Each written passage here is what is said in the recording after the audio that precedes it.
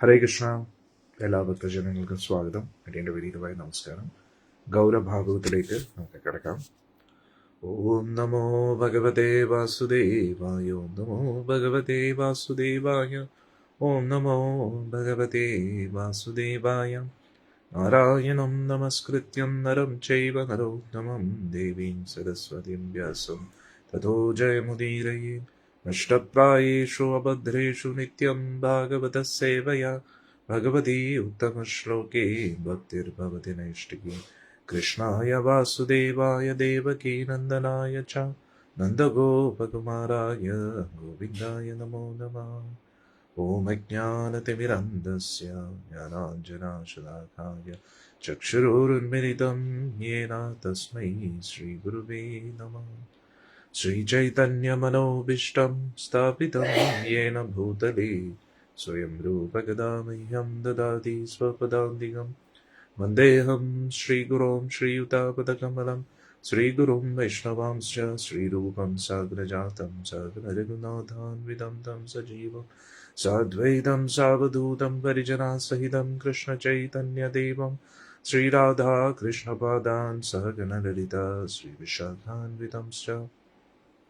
നമോ ഓം വിഷ്ണുപാദായ കൃഷ്ണപൃഷ്ഠായ ഭൂതലേ ശ്രീമതേ ജയപതാകസ്വാമിനിതി നാമിനേ. നമാചാര്യപാദായ നിതായ കൃപപ്രദായിനി ഗൗരഗദാധാമധായ നഗരഗ്രാമതാരിണി. നമോ വിഷ്ണുപാദായ കൃഷ്ണപൃഷ്ഠായ ഭൂതലേ ശ്രീമതേ ഭക്തിവേദാന്തസ്വാമിനിതി നാമിനി.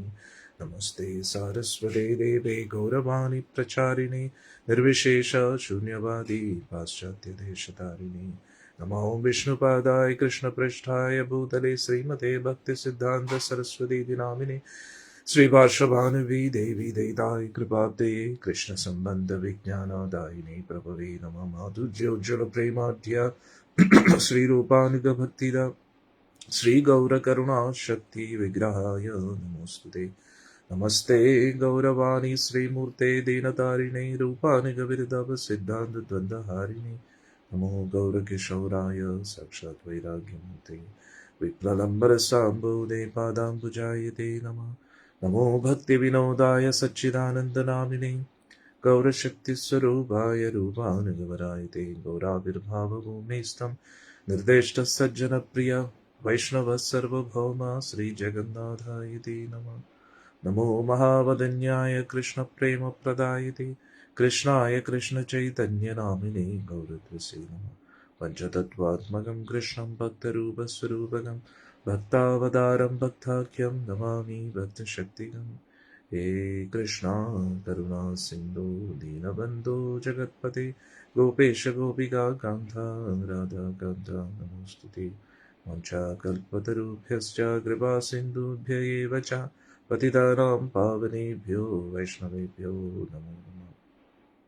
ജയതാം സുരദോ മംഗോർമമ മന്ദമദേർഗതിമുത്സർവസ്യ പാദാംബുജോ രാധാമദനമോഹനോ ദിവ്യവൃന്ദാരണ്യകൽപദ്രുമദ ശ്രീമദ്രത്നാകാര സിംഹാസനസ്ഥോ ശ്രീമദ് രാധാ ശ്രീരഗോവിന്ദദീപോ പൃഷ്ഠാലഭിസേവമാനുസ്മരാമി. ശ്രീമന്ദാസരസാരംഭീമം ശ്രീവടത്തടസ്ഥിത കർഷൻ വേണുസ്വനേർഗോപിർഗോപിനാഥശ്രീസ്തുത തപ്തകാഞ്ചന ഗൗരാംഗീ രാധേ വൃന്ദാവനേശ്വരി വൃഷഭാനുസുതേ ദേവി പ്രണമാമി ഹരിപ്രിയേ പ്രണമാമി ഹരിപ്രിയേ പ്രണമാമി ഹരിപ്രിയേ. ജയ ശ്രീകൃഷ്ണ ചൈതന്യ പ്രഭു നിത്യാനന്ദ ശ്രീ അദ്വൈത ഗദാധര ശ്രീവാസദി ഗൗരഭക്തവൃന്ദ. ജയ ശ്രീകൃഷ്ണ ചൈതന്യ പ്രഭു നിത്യാനന്ദ ശ്രീ അദ്വൈത ഗദാധര ശ്രീവാസദി ഗൗരഭക്തവൃന്ദ. ഹരേ കൃഷ്ണ കൃഷ്ണ കൃഷ്ണ ഹരേ ഹരേ ഹരേ രാം രാം രാം ഹരേ ഹരേ. ഹരേ കൃഷ്ണ കൃഷ്ണ കൃഷ്ണ ഹരേ ഹരേ ഹരേ രാം രാം രാം ഹരേ ഹരേ. ഹരേ കൃഷ്ണ കൃഷ്ണ കൃഷ്ണ ഹരേ ഹരേ ഹരേ രാം രാം രാം ഹരേ ഹരേ. മുഖം കരോതി വാചാലം പങ്കും ലംഘയതി ഗിരിം യത്കൃപാതമഹം വന്ദേ ശ്രീഗുരും ദീനതാരിണം പരമാനന്ദമാധവം ശ്രീചൈതന്യമീശ്വരം. ഹരി ഓം തത്സത്. ഇപ്പം കഴിഞ്ഞ കുറേ സത്സംഗത്തിലൂടെ നിങ്ങൾക്ക് ഏകദേശം ഒരുപക്ഷെ ആദ്യമായിട്ട് കേൾക്കുന്നവരാണെങ്കിലും ചൈതന്യ മഹാപ്രഭുവിനെ കുറിച്ചൊരു ബേസിക് അണ്ടർസ്റ്റാൻഡിങ് കിട്ടിയുള്ളൂ. ഗൗരഭാഗവത്തിൻ്റെ ഉദ്ദേശം എന്താണെന്നും അറിയാം. അതുകൊണ്ട് കൂടുതൽ നമ്മളിനി എക്സ്പ്ലനേഷനിലേക്ക് നിൽക്കുന്നില്ല, ഡയറക്റ്റ്ലി നമുക്ക് ചരിത്രത്തിലേക്ക് കിടക്കാം. ഓക്കെ. ചൈതന്യ മഹാപ്രഭു അങ്ങനെ ഗയയിൽ നിന്ന് തിരിച്ചു വരികയാണ്.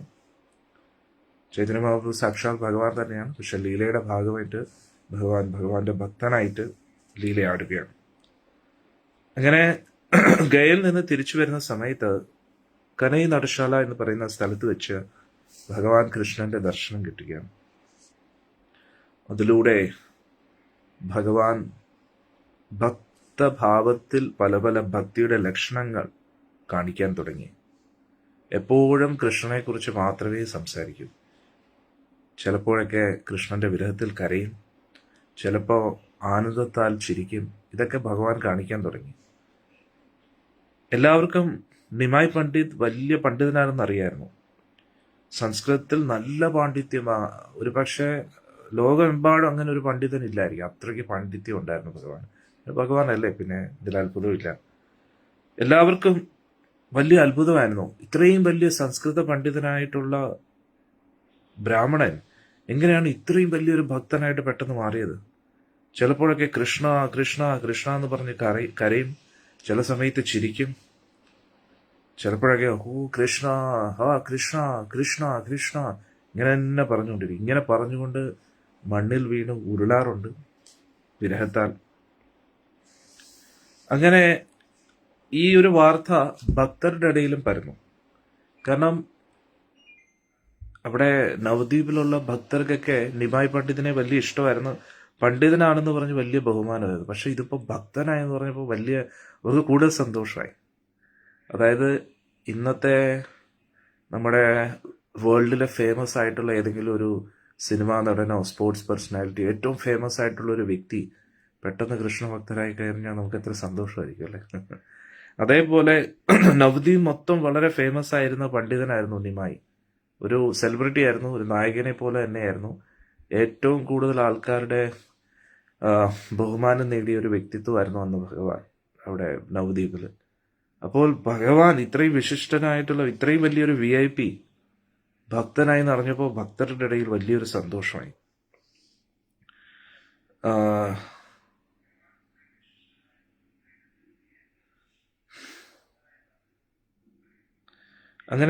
അങ്ങനെയുള്ള ഭക്തരുടെ ഇടയിൽ ഒരു ഭക്തനുണ്ടായിരുന്നു, ശുക്ലാംബരൻ എന്ന് പറഞ്ഞു.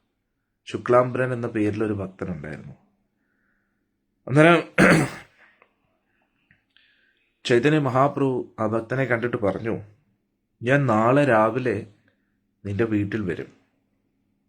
അവിടെ നമ്മുടെ ഭക്ത സമൂഹത്തിലെ എല്ലാവരെയും വിളിക്കാൻ പറഞ്ഞു.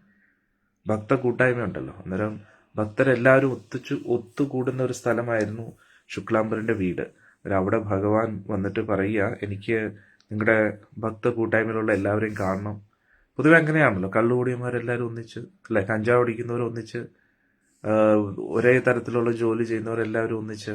അതേപോലെ ഇത് ഭക്തരുടെ ഒരു സർക്കിളാണ്. അന്നേരം ഭക്ത കൂട്ടായ്മയിൽ നിൽക്കുന്ന യഥാർത്ഥ ഭക്തി, പരിശുദ്ധ ഭക്തി പരിശീലിക്കുന്ന നമ്മൾ ഏത് കൂട്ടായ്മയിൽ നിൽക്കുന്നു നമ്മൾ അതേപോലെയാവും അല്ലേ. അന്നേരം ഭഗവാൻ ഈ ഭക്ത കൂട്ടായ്മയിൽ വരാൻ ആഗ്രഹിക്കുന്നു. അപ്പോൾ അവരെ എല്ലാ ഭക്തരെയും വിളിക്കാൻ പറഞ്ഞു, എനിക്ക് നിങ്ങളോടെല്ലാം ഒരു പ്രത്യേക കാര്യം പറയാനുണ്ട്. അന്നേരം അപ്പോഴത്തേക്കും ഭക്തരെല്ലാവരും അറിഞ്ഞു, ഭക്തിയിൽ ആഴത്തിൽ പോകുന്നു നിമായ് പണ്ഡിറ്റ്. അന്നേരം എല്ലാ ഭക്തരും ശുക്ലാംബരന്റെ വീട്ടിലേക്ക് എത്തി. അവസാനം ഭഗവാൻ അവിടെ എത്തി. അങ്ങനെ വീട്ടിൽ വന്ന് കയറിയപ്പോൾ അവിടെ തമാൽ വൃക്ഷം ഉണ്ടായിരുന്നു. തമാൽ വൃക്ഷം വൃന്ദാവനത്തിൽ കാണുന്ന ഒരു വൃക്ഷമാണ്. മലയാളത്തിൽ അതിന് പേരുണ്ടോയെന്ന് അറിഞ്ഞുകൂടാ, നാട്ടിൽ നമ്മുടെ ആ വൃക്ഷം ഉണ്ടോ എന്ന് അറിഞ്ഞുകൂടാ. പക്ഷെ തമാൽ വൃക്ഷം എന്നാണ് പേര്. അതിൻ്റെ നിറം പ്രത്യേകത എന്ന് പറഞ്ഞാൽ ഭഗവാന്റെ നിറമാണ്. 2 തരത്തിലുള്ള തമാൽ വൃക്ഷമുണ്ട്. ഒന്ന് ഭഗവാന്റെ ആ ഒരു നിറത്തിലുള്ള തമാൽ വൃക്ഷമുണ്ട്. പ്രത്യേകിച്ച് രാത്രി നോക്കുമ്പോൾ ഭഗവാന്റെ അതേ നിറമായിട്ട് തോന്നും. അങ്ങനെ ഭഗവാൻ സ്വയം, പക്ഷേ ഭഗവാന്റെ ഭക്തിഭാവത്തിൽ നിൽക്കുന്നതുകൊണ്ട് ഭക്തിയുടേതായിട്ടുള്ള രസങ്ങൾ ഭഗവാൻ ആസ്വദിച്ചുകൊണ്ടിരിക്കുകയാണ്. അതുകൂടാതെ ഗയയിൽ നിന്ന് തിരിച്ചു വരുന്ന സമയത്ത് ഭഗവാനെ നേരിട്ട് കാണുകയും കൂടെ ചെയ്തു. വീണ്ടും മനസ്സിലാക്കുക, ഇത് ഭഗവാൻ തന്നെയാണ് ഭക്തനായിട്ട് ആ രസത്തെ ആസ്വദിക്കുക, ഭക്തി രസത്തെ ആസ്വദിക്കുക. അന്നേരം ഭഗവാന്റെ ദർശനവും കൂടെ കിട്ടിയതുകൊണ്ട് അന്നേരം ഇനി മുന്നോട്ട് നമുക്ക് വേണമെങ്കിൽ ചൈതന്യ മഹാപ്രഭുവിനെ ഭഗവാൻ എന്ന് ഞാൻ വീണ്ടും വീണ്ടും പറയത്തില്ല. കാരണം ഭഗവാൻ ആ ഭക്തനായിട്ട് തന്നെ നിൽക്കുകയാണ്. അതുകൊണ്ട് ഞാൻ പറയുമ്പോഴെല്ലാം ഭക്തന്റെ ഭാവത്തിലൂടെ ആയിരിക്കും. നിമായി പണ്ഡിതനെ നമ്മൾ ഇനി മുതൽ ഭഗവാൻ എന്നുള്ള രീതിയിൽ മാറ്റി വെച്ചിട്ട് ഭക്തൻ എന്നുള്ള രീതിയിൽ കാണുകയാണ്. കാരണം എങ്കിലേ നിങ്ങൾക്ക് ചൈതന്യ ചരിതാമൃതം മനസ്സിലാവും. പക്ഷെ അതേ സമയത്ത് മറന്നു പോവുകയും ചെയ്യരുത് ഇത് ഭഗവാന് വേണമെന്നു. ഇത് രണ്ടും കൂടെ ഒരേ സമയത്ത് നിങ്ങൾ ചിന്തിച്ചെങ്കിലേ ആ ചൈതന്യ മഹാപ്രഭുവിന്റെ ലീലകളിലേക്ക് നമുക്ക് കടക്കാൻ കഴിയും. അല്ലെങ്കിൽ കൺഫ്യൂഷൻ വരും. മനസ്സിലാവുന്നുണ്ടോ? അന്നേരം വളരെ ആ തമാൽ വൃക്ഷത്തെ കണ്ട ഉടൻ തന്നെ ചൈതന്യ മഹാപ്രഭു പറഞ്ഞു, ഇതെന്റെ കൃഷ്ണനാണല്ലോ എന്ന് പറഞ്ഞ്. കാരണം ഓർക്കുക, ഇത് ഭഗവാൻ ചൈതന്യ മഹാപ്രഭു ശ്രീകൃഷ്ണ ഭഗവാൻ അതും ശ്രീമതി രാധാറാണിയുടെ ഭാവത്തിലാണ് ഇരിക്കുന്നത്. അതുകൊണ്ട് രാധാറാണിയുടെ ഭാവം എന്ന് പറഞ്ഞാൽ പൊതുവെ പറയുന്ന മഹാഭാവം എന്നാണ്. അതായത് സാധാരണ വ്യക്തിക്ക് വിരഹം, അതായത് ഗോലോക വൃന്ദാവനത്തിലെ ഭഗവാന്റെ ഏറ്റവും ഉത്തമ ഭക്തയായ ഗോപികമാരിൽ രാധാറാണിയാണ് ഏറ്റവും ടോപ്പിൽ. പക്ഷെ അത് കഴിഞ്ഞ ആരെങ്കിലും ഉണ്ടെങ്കിൽ അവരുടെ ഭക്തിഭാവം എന്തോ അതിനെക്കാട്ടി എത്ര ഇരട്ടിയാണ് ശ്രീമതി രാധാറാണിയുടെ ഭാവം. അന്നേരം ആ ഭാവത്തിലാണ്, അതിനെയാണ് മഹാഭാവം എന്ന് പറയുന്നത്. ഭാവം എന്ന് പറഞ്ഞാൽ എന്താണ്? നമ്മൾ പൊതുവെ മുഖത്തിലെ എക്സ്പ്രഷൻസിനെയാണ് ഭാവം എന്ന് പറയുന്നത്. രസം, ഭാവരസങ്ങളൊക്കെ ആക്ടിങ്ങിലൂടെ കാണിക്കുന്നു, അല്ലെങ്കിൽ പൊതുവെ ഓരോ വ്യക്തികളുടെ ഇമോഷൻസ് ഒക്കെ. പക്ഷെ ആ ഇമോഷൻസിന്റെ അടിസ്ഥാനം എന്ന് പറഞ്ഞാൽ ഭൗതിക വിഷയങ്ങളാണ്. ഈ ലോകമായിട്ട് ബന്ധപ്പെട്ട ഏതോ ഒബ്ജക്ട്സിനെ ബേസ് ചെയ്താണ് നമ്മുടെ ഇമോഷൻസ് എല്ലാം. പക്ഷെ ഇത് ആധ്യാത്മിക ഭാവങ്ങളെ കുറിച്ചാണ്. അതായത് ഈ മെറ്റീരിയൽ പ്ലെയിൻ, ഈ ഭൗതിക തലത്തിൽ നിന്നും ഉയർന്ന ആധ്യാത്മിക തലത്തിലുള്ള വസ്തു വിഷയങ്ങളുമായിട്ട് ബന്ധപ്പെട്ട ഭാവം. അന്നേരം അതിലെ ഏറ്റവും പ്രധാനപ്പെട്ട എന്ന് പറയാൻ കഴിയില്ല, പക്ഷെ ഏറ്റവും പ്രധാനപ്പെട്ട എന്ന് പറയാൻ കഴിയില്ല എന്ന് എന്തുകൊണ്ട് ഞാൻ പറയുന്നു? ഒരേ ഒരു പ്രധാനപ്പെട്ട വ്യക്തിയേ ഉള്ളൂ. അവിടെ വേറൊരു വസ്തു ഒന്നുമില്ല. ഈ സത്യത്തിൽ ഈ പ്രപഞ്ചത്തിലെ ഭൗതിക തലത്തിലും ആധ്യാത്മിക തലത്തിലും എല്ലാം നോക്കിക്കഴിഞ്ഞാൽ ഒരേ ഒരു വ്യക്തിയാണ് ഏറ്റവും ഇമ്പോർട്ടൻ്റ്. അത് ശ്രീകൃഷ്ണ ഭഗവാൻ.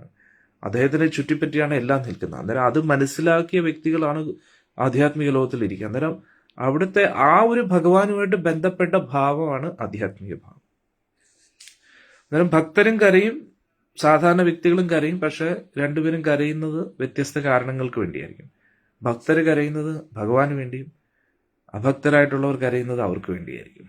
അല്ലേ? ഇതാണ് വ്യത്യാസം.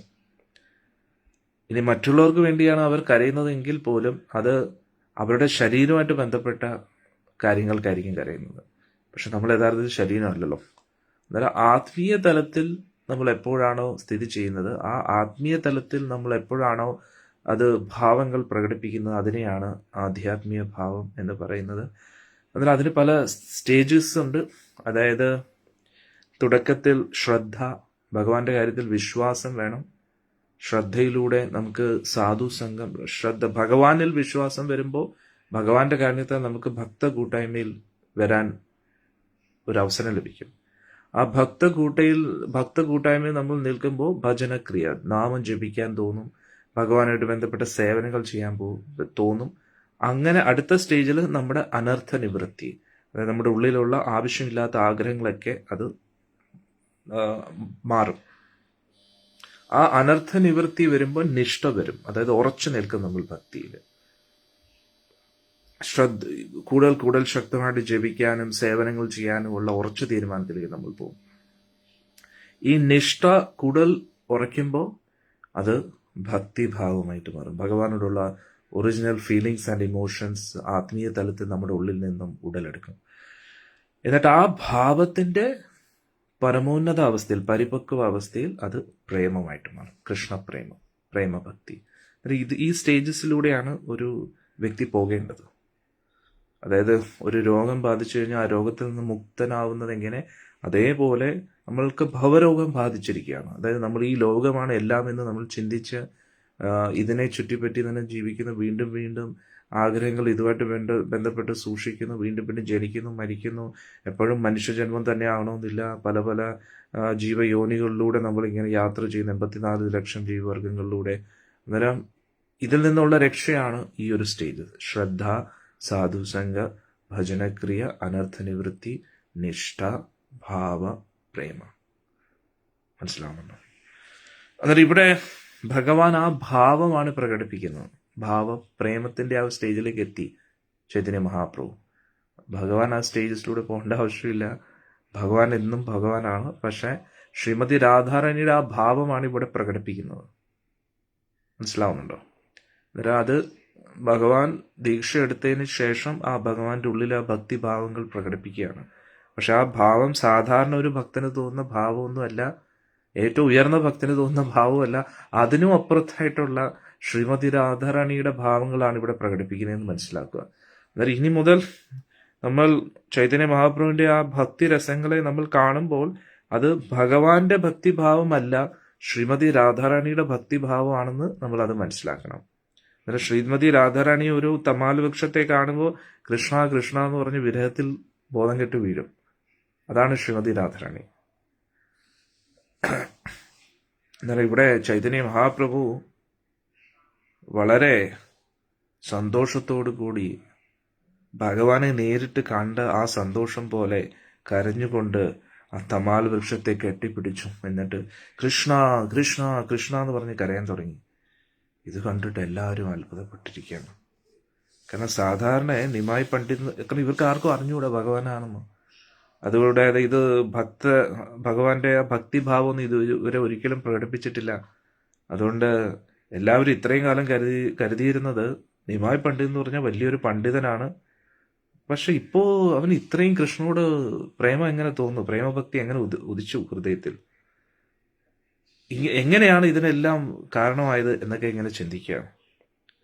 ഉടൻ തന്നെ ഭഗവാൻ എല്ലാ ഭക്തരെയും വിളിച്ചു വരുത്തി. എന്നിട്ട് പറഞ്ഞു, എനിക്ക് നിങ്ങളോടെല്ലാം ഒരു കാര്യം പറയാനുണ്ട്. ഞാൻ ഗയയിൽ വെച്ച് ദീക്ഷ എടുത്തു.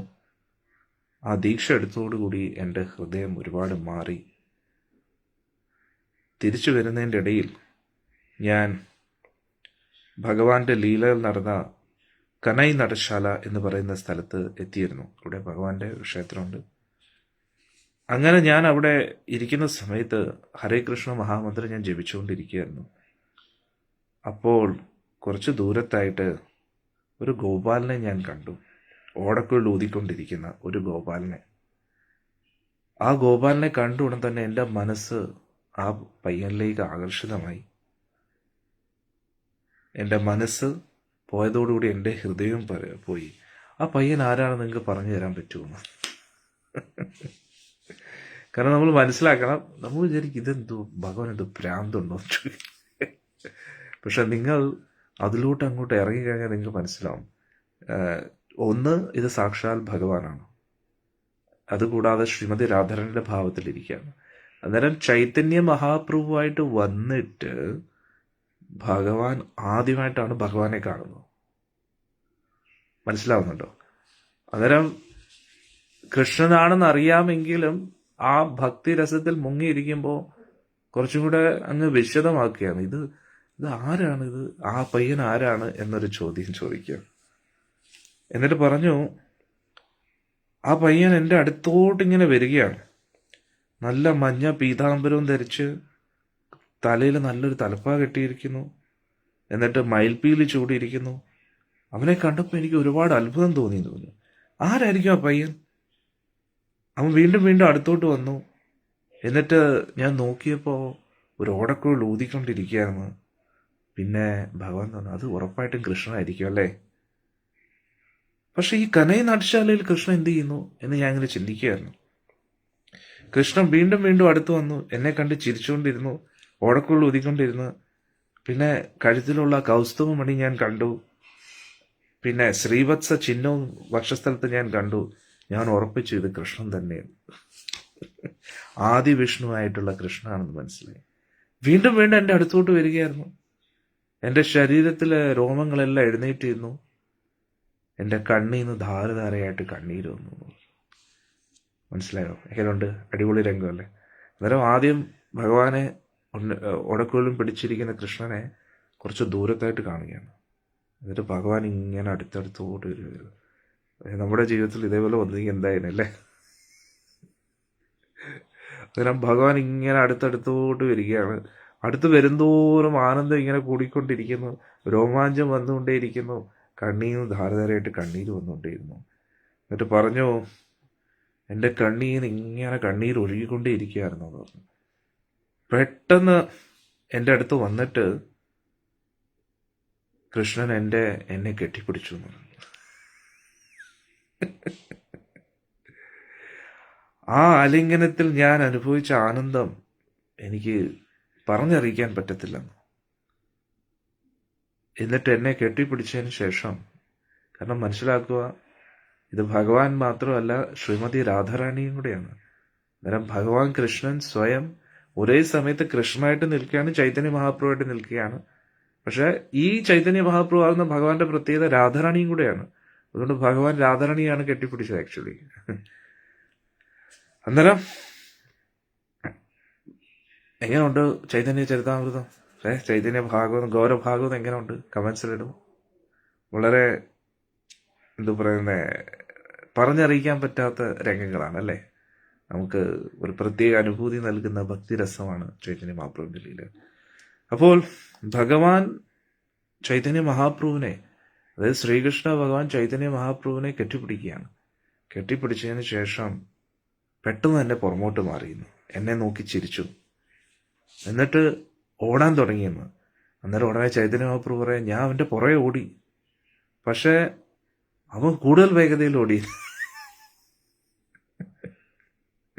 എന്നിട്ട് അവസാനം അപ്രത്യക്ഷനായെന്ന് പറഞ്ഞു. അന്നേരം ഉടനെ ചൈതന്യ മഹാപ്രഭു പറയുന്നു, ഇത്രയും വലിയൊരു ആനന്ദത്തിൽ ഇരുന്ന ഞാൻ പെട്ടെന്ന് എന്തോ ആ ആനന്ദം നഷ്ടപ്പെട്ടപ്പോൾ എന്ത് പറയണമെന്ന് അറിഞ്ഞില്ല. വിരഹം എനിക്ക് താങ്ങാൻ പറ്റുന്നില്ലായിരുന്നു. ഞാൻ മണ്ണിൽ കിടന്ന് ഉരുളാൻ തുടങ്ങി. ആ വിരഹത്തിൻ്റെ വേദന എനിക്ക് അറിയത്തില്ലായിരുന്നു, എങ്ങനെ അത് സഹിക്കണമെന്ന്. എനിക്ക് കൃഷ്ണനെ കിട്ടി, പക്ഷെ കൃഷ്ണനെ എനിക്ക് നഷ്ടപ്പെട്ടു എന്ന് പറയുകയാണ്. അന്നേരം ഉടനെ ഭക്തരോട് ചോദിക്കുകയാണ്, നിങ്ങൾക്കറിയാമോ ആ വേദന എന്താണ്? കൃഷ്ണനെ കിട്ടിയിട്ട് പിന്നെ കൃഷ്ണനെ നഷ്ടപ്പെടുമ്പോൾ ഉണ്ടാകുന്ന വേദന എന്തായിരിക്കും? ഭക്തർ വിചാരിക്കും, ഇത്രയും കാലമായിട്ട് നമ്മൾ ജപിക്കുന്നു, നമുക്കിങ്ങനെ ഒരു അനുഭവം കിട്ടിയില്ലല്ലോ എന്ന് പറഞ്ഞ് അവർ ചിന്തിക്കുകയറി.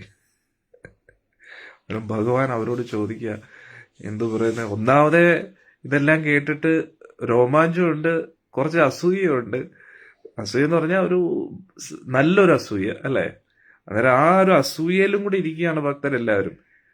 കാരണം ഇവിടെ പൊതുവേ നമ്മൾ ഇവിടെ എന്തെങ്കിലും ഒരു കാരണം നോക്കിയിരിക്കും. ഇന്നത്തെ ഒരു ട്രെൻഡാണല്ലോ കലിയുഗം എന്ന് പറഞ്ഞാൽ, കാപട്യത്തിന്റെ ഒരു യുഗമാണ്. അന്നേരം ഞാൻ കൃഷ്ണനെ കണ്ടു എന്ന് പറഞ്ഞ് കണ്ണി കാണുന്ന എല്ലാവരും പറയുന്ന ഒരു സമയമാണ് കലിയുഗം എന്ന് പറഞ്ഞാൽ. സ്വപ്നത്തിൽ ഞാൻ ഭഗവാനെ കണ്ടു, ഇത് കണ്ടു, അത് കണ്ടു എന്നൊക്കെ പറയാൻ, മറ്റുള്ളവരുടെ ശ്രദ്ധ ആകർഷിപ്പിക്കാൻ, മറ്റുള്ളവരുടെ അംഗീകാരവും കൊതിച്ചിരിക്കുന്ന ആൾക്കാരാണ്. അന്നേരം ഇത് അങ്ങനത്തെ ഉള്ള ആൾക്കാരല്ലെന്ന് കൂടി മനസ്സിലാക്കുക. ഇന്നത്തെ കാലത്തുള്ള ആൾക്കാരായിരുന്നെങ്കിൽ മഹാപ്രഭു പറയുന്നത്, പിന്നെ നമ്മൾ ഇതൊക്കെ കണ്ടതല്ലേ, നീ ഇപ്പോഴല്ലേ കാണുന്നത്, നമ്മൾ എത്ര വർഷമായിട്ട് എന്നും കണ്ടുകൊണ്ടിരിക്കുകയെന്ന്. ഞാൻ രാവിലെ ഉച്ചയ്ക്കും വൈകിട്ടും എല്ലാം കൃഷ്ണനെ കണ്ടുകൊണ്ടിരിക്കുകയാണ്, സ്വപ്നം കണ്ടുകൊണ്ടിരിക്കുകയാണ്, ആളുമായിട്ടാണ് സംസാരിക്കുന്നത് എന്നൊക്കെ തട്ടിവിടുന്ന ആൾക്കാരാണ് ഇന്ന് കൂടുതലും ഉള്ളത്. അന്നേരം ഇത് അങ്ങനെയുള്ള ഒരു കൂട്ടായ്മയല്ല, ഒറിജിനൽ ഭക്തരാണെന്നും കൂടെ മനസ്സിലാക്കുക. അന്നേരം അവരുടെ മുമ്പിൽ വെച്ചാണ് ഇത് പറയുന്നത്. അന്നേരം അതും ആരാ പറയുന്നത്? നിമായി പണ്ഡിതാണ് പറയുന്നത്. അന്നേരം ആളുടെ ഒരു ഹിസ്റ്ററി നമ്മൾ നോക്കിക്കഴിഞ്ഞു കഴിഞ്ഞാൽ ഇങ്ങനെ ഉടായ്പ പരിപാടികളൊന്നും ചെയ്യുന്ന ആൾക്കാരല്ല. മറ്റുള്ളവരുടെ അംഗീകാരം, കാരണം ഓൾറെഡി അദ്ദേഹം ഫേമസ് ആണ്. നിമായി പണ്ഡിത് ഫേമസ് ആകാൻ വേണ്ടി ചെയ്യുന്നതല്ലെന്ന് പറയും. കാരണം നിമായി പണ്ഡിത് ഫേമസ് ആണ്, പാണ്ഡിത്യം കൊണ്ട് തന്നെ ഫേമസ് ആണ്. ഇനി ഇദ്ദേഹത്തിന് ഫേമസ് ആവേണ്ട ആവശ്യം എന്താണ്? ഞാൻ നേരത്തെ പറഞ്ഞു, ഓൾറെഡി ഒരു VIP ആണ്. അന്നേരം ഒരു VIP വീണ്ടും ഇമ്പോർട്ടൻസിന്റെ ആവശ്യമില്ലല്ലോ, ഓൾറെഡി ഫേമസ് ആണ്. അന്നേരം അതുകൊണ്ട് എല്ലാവരും മനസ്സിലാക്കുന്നു ഇത് കള്ളത്തരമല്ല, കാപട്യമല്ല. അതുകൂടാതെ ഭക്തരും കപട ഭക്തരല്ല, ഒറിജിനൽ ഭക്തരാണ്. അതുകൊണ്ട് അവരെല്ലാം ഇങ്ങനെ ഷോക്കായി കേട്ടുകൊണ്ടിരിക്കുകയാണ്. അന്നേരം അവരോടാണ് ചൈതന്യ മഹാപ്രഭു ചോദിക്കുന്നത്, നിങ്ങൾ കൃഷ്ണനെ അടുത്ത് കണ്ടിട്ടുണ്ടോ? എന്നിട്ട് ആ അടുത്ത് കിട്ടിയ കൃഷ്ണനെ നഷ്ടപ്പെടുമ്പോൾ ഉണ്ടാകുന്ന വേദന എന്തുവാണ് നിങ്ങൾക്ക് അറിയാമോ എന്ന് ചൈതന്യ മഹാപ്രഭു. അസഹനീയമാണ് ഒട്ടും സഹിക്കാൻ പറ്റത്തില്ല. ഞാൻ എത്രത്തോളം കൃഷ്ണനെ എന്താ പറയുന്നത്, കൃഷ്ണനെ കാണാൻ ആഗ്രഹിക്കുന്നു എന്ന് നിനക്കറിയാമോ? എത്രത്തോളം വിരഹം അവനിൽ നിന്ന് ഞാൻ അനുഭവിക്കുന്നു അറിയാമോ? എനിക്ക് എപ്പോഴും അവനെക്കുറിച്ച് മാത്രമേ ചിന്തിക്കാൻ കഴിയൂ. കാരണം അവനെന്ന് ഞാൻ പറയുന്നത് എൻ്റെ ഭാഗത്തു നിന്നല്ല, ചൈതന്യ മഹാപ്രഭുവിൻ്റെ വാക്കുകളിലൂടെ ഞാൻ പറയാം. കാരണം രാധാറാണിയുടെ ഭാവത്തിൽ ഭഗവാൻ പോയിരിക്കുകയാണ്.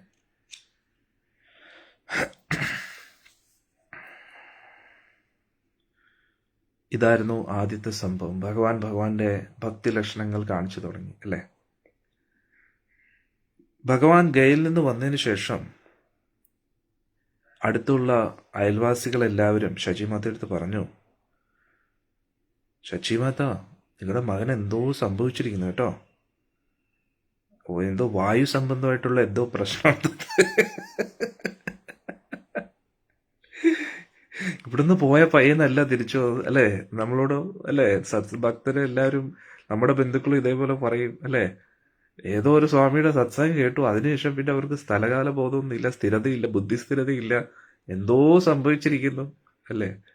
ഞാൻ ഭക്തിയിൽ തുടങ്ങിയപ്പോൾ എൻ്റെ അമ്മ എന്നോട് എപ്പോഴും പറയായിരുന്നു, മറ്റ് കൂട്ടുകാരോടൊക്കെ, ഇവൻ എന്തോ കുടിപ്പിച്ചിട്ടുണ്ട് ആ ഭക്തരെല്ലാരും ചേർന്ന്, എന്തോ കൈവശം കൊടുത്തിട്ട്. എല്ലാവരും പറയാം, അവിടെ അമ്പലത്തിലൊന്നും പോയി കഴിഞ്ഞാൽ ഒന്നും കഴിക്കരുത്, അതിനകത്ത് എന്തോ ചേർക്കുന്നുണ്ട് അവര്. അത് കാരണമാണ് ഒരിക്കൽ അതൊക്കെ കഴിച്ചു കഴിഞ്ഞാൽ പിന്നെ അങ്ങോട്ട് തന്നെ പോകാൻ തോന്നും. അല്ലെങ്കിൽ എത്ര നല്ല പയ്യനായിരുന്നു അല്ലെ, ഓരോ നല്ല കാര്യങ്ങളൊക്കെ ചെയ്തോണ്ടിരുന്നത്. ഇപ്പൊ എന്ത് ജീവിതം. ഹരേ കൃഷ്ണ. എന്നാൽ ഇവിടെ ചൈതന്യ മഹാപ്രഭുവിന്റെ അയൽവാസികൾ, അന്നേരം ആ സമയത്തും അങ്ങനെയുള്ള ആൾക്കാരുണ്ട്. ഭക്തിയുടെ രസത്തെ മനസ്സിലാക്കാത്ത ആൾക്കാർ അന്നും ഉണ്ടെന്നാണ് നമ്മൾ മനസ്സിലാക്കണം. അതുകൊണ്ട് നമ്മൾ നിരാശരാകേണ്ട ആവശ്യമില്ല അല്ലേ. അന്നേരം ഇവിടെ അവര് ശചിമാതയുടെ വന്നിട്ട് പറഞ്ഞു, ശചിമാത, നിങ്ങളുടെ മോനെ ശ്രദ്ധിക്കണം കേട്ടോ, അവൻ കൈവിട്ട് പോകുന്ന ലക്ഷണമുണ്ട്. വായു സംബന്ധമായിട്ട് എന്തോ പ്രശ്നമുണ്ട്. വായുവിന്റെ എന്താ പറയുന്നത്, ആ ഒരു കറക്റ്റായിട്ട് വായു സഞ്ചാരം ഇല്ലെന്ന് തോന്നുന്നു. വാതരോഗം എന്തോ ഉണ്ടെന്ന് തോന്നുന്നു. അല്ലെങ്കിൽ പിന്നെ ഏതോ ബാധ കയറിയിട്ടുണ്ടെന്ന് തോന്നുന്നു. അതുകൊണ്ട് അവന്റെ തലയ്ക്ക് എന്തെങ്കിലും നെല്ലിക്കാ തളമോ എന്തെങ്കിലും വെക്കണം. അല്ലെങ്കിൽ നല്ല തണുത്ത നാളികേരത്തിന്റെ വെള്ളം, അത് കരിക്കിന്റെ നല്ല തണുത്ത വെള്ളം അവന്റെ തലയിൽ ഒഴിക്കണമെന്ന് തോന്നുന്നു. എന്നിട്ട് വേറൊരു അയൽവാസി പറഞ്ഞ്, അതൊന്നും പോരാ, നല്ല ഭഗവാനെ അഭിഷേകം ചെയ്ത തൈലം കൊണ്ട് അവന്റെ തല നന്നായിട്ടൊന്ന് മസാജ് ചെയ്യണം. കാരണം അവന്റെ തല നല്ല ചൂടായിട്ടിരിക്കുകയെന്ന് തോന്നുന്നു. അതുകൊണ്ട് നന്നായി തലയൊന്ന് തണുക്കണമെന്ന് തോന്നുന്നു. കാരണം വേറൊരാൾ പറഞ്ഞു, അതും പോരാ, അവനെ കയറിട്ട് കെട്ടണം കേട്ടോ. കാരണം അവൻ ഈ ഭക്തിഭാവത്തിൽ എന്തു ചെയ്യുമെന്നൊന്നും അറിയാൻ പറ്റത്തില്ലെന്ന്. അന്നേരം ഉടനെ ശചിമാത പറഞ്ഞ്, എന്നോടൊന്നും അതൊന്നും പറയണ്ട, എൻ്റെ മോന് ഒരു പ്രശ്നമില്ല എന്ന് ശചിമാത പറഞ്ഞു. ഒരു ദിവസം ചൈതന്യ മഹാപ്രഭു ശ്രീവാസ് ഠാക്കൂറിനെ കണ്ടു. ആരാണ് ഈ ശ്രീവാസ് ഠാക്കൂർ? ഭഗവാനെ കൊണ്ട് ഈ ഒരു അവസ്ഥ വരെ എത്തിച്ച മെയിൻ ആൾ ഇദ്ദേഹമാണ്. ഇദ്ദേഹം കാരണമാണ് ഈ ഭഗവാൻ ഈ പരുവത്തിലായത്. അതായത് ശ്രീവാസ് ഠാക്കൂർ എന്ന് വെച്ചാൽ നാരദ മഹർഷിയാണ്. നാരദ മഹർഷിയാണ് ദ്വാരകയിൽ പോയി ഭഗവാനോട് അഭ്യർത്ഥിച്ചതും എല്ലാം. അന്നേരം അദ്ദേഹമാണ് ഇത് ശ്രീവാസ് ഠാക്കൂർ. അന്നേരം ലീലയുടെ ഭാഗമായിട്ട് ഭഗവാൻ ഇവിടെ വന്നതിന് ശേഷം ശ്രീവാസ് ഠാക്കൂറിനെ ആദ്യമായിട്ട് കാണുകയാണ്. അന്നേരം ഇതിനു മുമ്പേയും കാണുമെങ്കിലും അവർ തമ്മിൽ ഒരിക്കലും പ്രകടിപ്പിച്ചില്ല. ഭഗവാൻ ഒരിക്കലും തിരിച്ചറിയാൻ അനുവദിച്ചിട്ടില്ല ഞാനാണ് ഭഗവാൻ എന്ന്. അതാണ് ഞാൻ പല പ്രാവശ്യം സത്സംഗത്തിൽ പറഞ്ഞിട്ടുണ്ട്. ഭഗവാന്റെ പ്രത്യേകത എന്ന് പറഞ്ഞാൽ, ഭഗവാൻ സ്വയം അനുവദിക്കാതെ ആർക്കും ഭഗവാനെ മനസ്സിലാക്കാൻ കഴിയില്ല. എന്നാലോചിച്ചു, ഭഗവാൻ നേരിട്ട് മുന്നിൽ വന്നാലും ഭഗവാൻ സ്വയം തീരുമാനിക്കണം, ഇവൻ ഞാൻ ആരാണെന്ന് അറിയട്ടെ, എങ്കിൽ മാത്രമേ ആ വ്യക്തിക്ക് ഭഗവാനെ മനസ്സിലാക്കാൻ കഴിയൂ. എന്നാലോചിച്ചോനെ, അത് ഭഗവാന്റെ നിത്യ പാർഷദനാണെങ്കിൽ പോലും, എന്തിനേറെ പറയുന്നത് ബലരാമസ്വാമി ആണെങ്കിൽ പോലും. ബലരാമസ്വാമി എന്ന് പറഞ്ഞാൽ സാക്ഷാൽ ഭഗവാൻ തന്നെയാണ്. ഭഗവാനിൽ നിന്ന് വരുന്ന അടുത്ത ഭഗവാനാണ് ബലരാമസ്വാമി. പക്ഷെ എന്നാലും ഭഗവാനാണെന്ന് അറിയണം എന്ന് ഭഗവാൻ തീരുമാനിക്കുമ്പോൾ മാത്രമേ മറ്റുള്ളവർക്ക് അത് തിരിച്ചറിയാൻ കഴിയൂ. അതേപോലെ ശ്രീവാസ് ഠാക്കൂർ എന്ന് പറയുന്നത് സാക്ഷാൽ നാരദ മഹർഷിയാണ്. അദ്ദേഹത്തിന് അറിയാത്തതായിട്ട് എന്തെങ്കിലും ഉണ്ടോ? പക്ഷേ ശ്രീവാസ് ഠാക്കൂറിന് പോലും അറിയാൻ പറ്റാത്ത രീതിയിലായിരുന്നു ഭഗവാന്റെ ലീലകൾ. അങ്ങനെ ചൈതന്യ മഹാപ്രഭു ശ്രീവാസ് ഠാക്കൂറിനെ കണ്ടു. ശ്രീവാസ് ഠാക്കൂറിനെ കണ്ടുടൻ തന്നെ മഹാപ്രഭുവിന്റെ ഭക്തി രസങ്ങൾ വർദ്ധിച്ചു. കാരണം ഭക്തനെ കാണുകയാണല്ലോ, ഇത്രയും നല്ലൊരു ഭക്തനെ. ചൈതന്യ മഹാപ്രഭുവിന് രോമാഞ്ചം വന്നു, കണ്ണീന്ന് ധാരധാരയായിട്ട് കണ്ണീര് വന്നു. ഭഗവാന്റെ ദേഹം മുഴുവൻ വിറയ്ക്കാൻ തുടങ്ങി, കരഞ്ഞുകൊണ്ടേയിരിക്കുകയാണ്.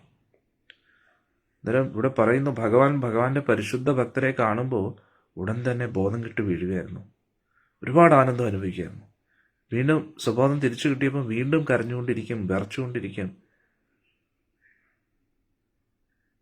അതുകൊണ്ട് ആർക്കും ഭഗവാനെ ശാന്തനാക്കാനും പറ്റുന്നില്ലായിരുന്നു. കൃഷ്ണപ്രേമത്തിന്റെ പരമോന്നത അവസ്ഥയിൽ നിൽക്കുകയാണ്. ശ്രീമതി രാധാറാണി എങ്ങനെയാണല്ലോ എപ്പോഴും. ഇതെല്ലാം രാധാറാണിയുടെ ഭാവമാണെന്ന് മനസ്സിലാക്കുക, മഹാഭാവമാണെന്ന് മനസ്സിലാക്കുക. കാരണം എന്താണെന്ന് ചോദിച്ചാൽ, അതായത് ഇപ്പം രാധാറാണിക്ക് ശ്രീകൃഷ്ണ ഭഗവാനെ കാണുമ്പോൾ എന്താ ആനന്ദം ലഭിക്കുന്നത്, അതേസമയത്ത് വിരഹം അനുഭവിക്കുന്നത്.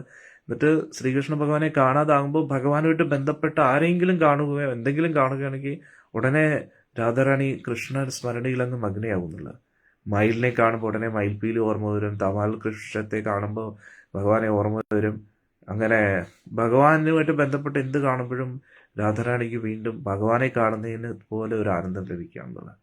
അന്നേരം ഇവിടെ ശ്രീവാസ് ഠാക്കൂറിനെ കണ്ടപ്പോൾ ഭഗവാന്റെ പ്രിയപ്പെട്ട ഭക്തനല്ലേ എന്നോർത്ത് ചൈതന്യ മഹാപ്രഭുവിന് ആനന്ദം അനുഭവപ്പെടുകയാണ്.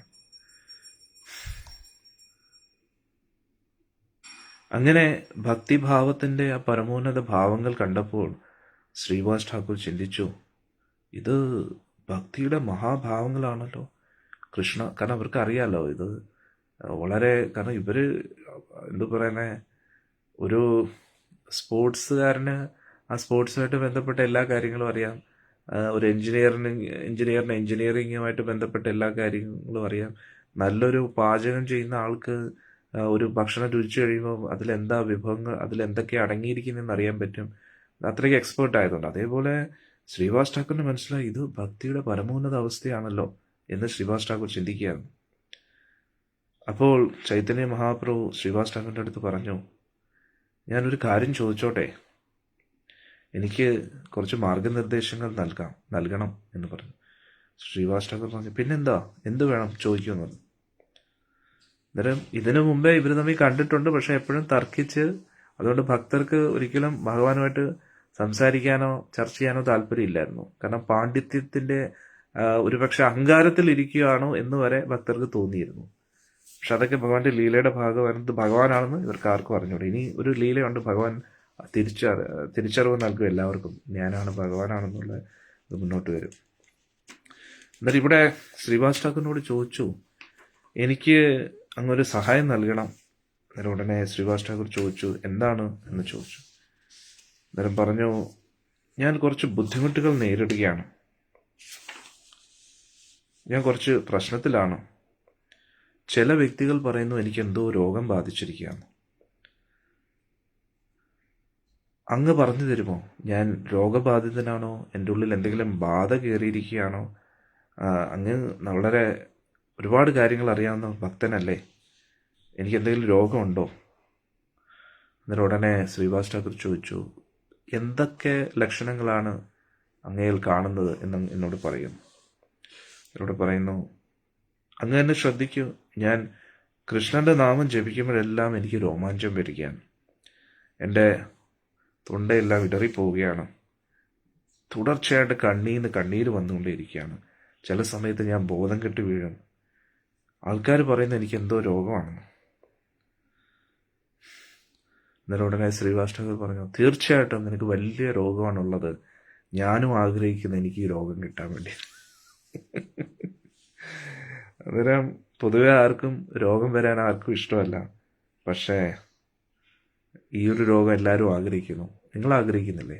ഞാനും ആഗ്രഹിക്കുന്നു. എത്ര പേർക്ക് ഈ രോഗം വേണം? കൃഷ്ണഭക്തിയുടെ രോഗം. അതായത് ഭഗവാന്റെ നാമം ജപിക്കുമ്പോഴേ കണ്ണീര് വരുന്നു, രോമാഞ്ചം വരുന്നു, ബോധം കെട്ട് വീഴുന്നു. ഈ ഒരു രോഗമാണ് നമ്മളെല്ലാവരും ആഗ്രഹിക്കേണ്ടത്. എല്ലാവരും കമൻസിലിടൂ, എനിക്കും കൃഷ്ണപ്രേമത്തിൻ്റെ രോഗം വേണം എന്ന്. എന്നാൽ ഇവിടെ ചൈതന്യ മഹാപ്രഭുവിന് മനസ്സിലായി ശ്രീവാസ് ഠാക്കൂർ തമാശയ്ക്ക് പറയുകയാണെന്ന്. ശ്രീവാസ് ഠാക്കൂർ പറഞ്ഞു, മോനെ, നിനക്ക് കൃഷ്ണപ്രേമം ലഭിച്ചിരിക്കുകയാണ്. ബ്രഹ്മദേവനും മഹാദേവനും കൊതിക്കുന്നു കൃഷ്ണപ്രേമം ലഭിക്കാൻ.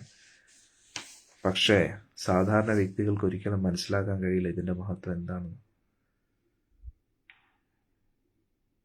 എന്നിട്ട് ഉടനെ ശ്രീവാസ് ഠാക്കൂർ പറഞ്ഞു, നീ എൻ്റെ വീട്ടിൽ അവിടെ ഒരു ഉദ്യാനമുണ്ട്, ആ ഉദ്യാനത്തിൽ വന്ന് ജപിക്കൂ. അവിടെ സ്വസ്ഥമായിട്ട് നിനക്ക് ജപിക്കാൻ കഴിയും. ഞാൻ എൻ്റെ വളരെ അടുത്തുള്ള ഭക്തരെ, നിൻ്റെ ഈ അവസ്ഥയെ മനസ്സിലാക്കുന്ന ഭക്തരെ ക്ഷണിക്കാം. അവർക്ക് മാത്രമേ നിൻ്റെ ഈ അവസ്ഥയെ മനസ്സിലാക്കാൻ കഴിയൂ. അങ്ങനെ ഇനി മുതലൊരു വിപ്ലവമാണ്. കാരണം ശ്രീവാസ് ഠാക്കൂറിൻ്റെ ആ ഒരു വീട്ടിൽ വെച്ചാണ് ആദ്യമായിട്ട് ഈ സങ്കീർത്തനം ആരംഭിക്കുന്നത്. അങ്ങനെ ശ്രീവാസ് ഠാക്കൂറിൻ്റെ വീട്ടിലാണ് ഈ ഒരു ഭഗവാന്റെ സങ്കീർത്തനം ആരംഭിക്കുന്നത്. തുടങ്ങാം.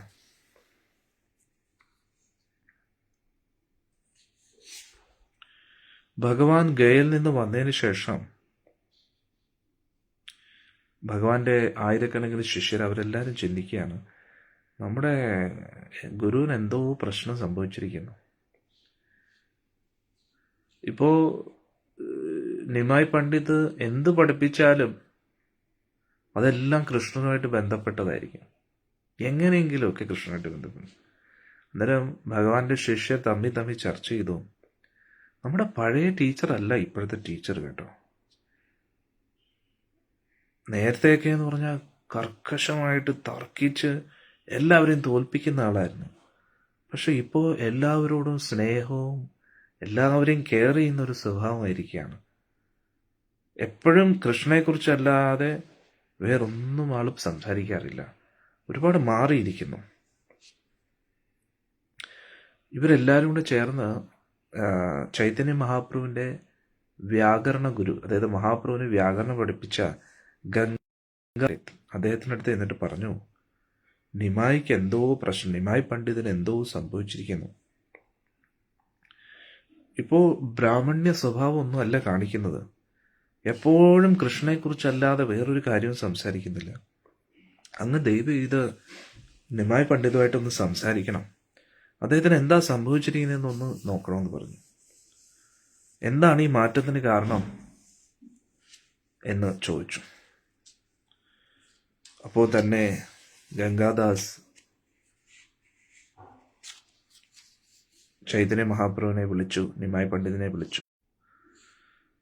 എന്നിട്ട് ഗംഗാദാസ് പണ്ഡിത് ചൈതന്യ മഹാപ്രഭുവിനോട് പറഞ്ഞു, എല്ലാവരും ഇങ്ങനെ പറയുന്നു, എന്താണ് അങ്ങയുടെ അഭിപ്രായം? എന്നിട്ട് ചൈതന്യ മഹാപ്രഭു, ക്ഷമിക്കണം, ഇടയ്ക്ക് ഇന്റർനെറ്റ് കട്ടായി, നമുക്ക് ചർച്ച തുടരാം. അപ്പോൾ ഭഗവാന് വ്യാകരണം പഠിപ്പിച്ചു കൊടുത്ത ഗുരു അദ്ദേഹം മഹാപ്രഭുവിനോട് ചോദിച്ചു, നിമായി പണ്ഡിതനോട് ചോദിച്ചു, എന്താണ് ഈ മാറ്റത്തിന് കാരണം? കുട്ടികളെല്ലാം ഇങ്ങനെ ഒന്ന് പരാതി പറയുന്നു എന്ന് പറഞ്ഞപ്പോൾ, കാരണം ഭഗവാന്റെ കുട്ടികളെല്ലാവരും ഭക്തരൊന്നും അല്ലല്ലോ, അവർക്കിതൊന്നും അറിയത്തില്ല എന്താണെന്ന്. കാരണം ഭക്തി തുടങ്ങിയിട്ടില്ല. ഇപ്പോൾ തന്നെ നിങ്ങൾക്ക് എല്ലാവർക്കും അറിയാമല്ലോ, നിങ്ങളുടെ ചുറ്റുപാടുമുള്ള വ്യക്തികൾ, അവരെ സംബന്ധിച്ചിടത്തോളം ഭക്തി എന്ന് പറഞ്ഞു കഴിഞ്ഞാൽ ജന്മാഷ്ടമി ദിവസങ്ങളിൽ അമ്പലത്തിൽ പോവുക, വിശേഷപ്പെട്ട ദിവസങ്ങളിൽ അമ്പലത്തിൽ പോവുക, അതേ ഉള്ളൂ.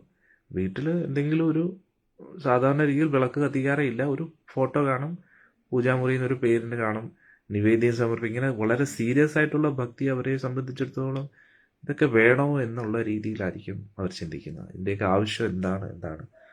അന്നേരം ഇന്നത്തെ കാലത്ത് ഇങ്ങനെയാണ് എങ്കിൽ ഭക്തി തുടങ്ങിയിട്ടില്ല. തുടങ്ങുന്നത് ചൈതന്യ മഹാപ്രഭുവിലൂടെയാണ്. അന്നേരം എത്ര ഘോരമായിട്ടുള്ള കലിയുക. അന്നേരം അതിനു മുമ്പേ നിങ്ങൾ മനസ്സിലാക്കുക, ഭാരതത്തിലാണ് പൊതുവെ സംസ്കാരം നിലനിൽപ്പുള്ളത്. വിദേശ രാജ്യങ്ങളിലൊക്കെ ഇല്ലായിരുന്നു. പ്രഭുപാദ്ജി പോയി പ്രചരണം ചെയ്തപ്പോഴാണ് അത് തുടങ്ങിയത്. അതിനു മുമ്പേ നമ്മുടെ ഭാരതത്തിൽ മാത്രമേ ഈ ഭാരതീയ സംസ്കാരമുള്ളൂ. അതിൽ ഏറ്റവും മുൻപന്തിയിൽ നിൽക്കുന്ന ബംഗാൾ പ്രദേശം, ഏറ്റവും വലിയ പണ്ഡിതന്മാരുള്ള സ്ഥലം, അവിടെ പോലും ഭക്തി എന്താണെന്ന് അറിയാത്തൊരു കാലമായിരുന്നു.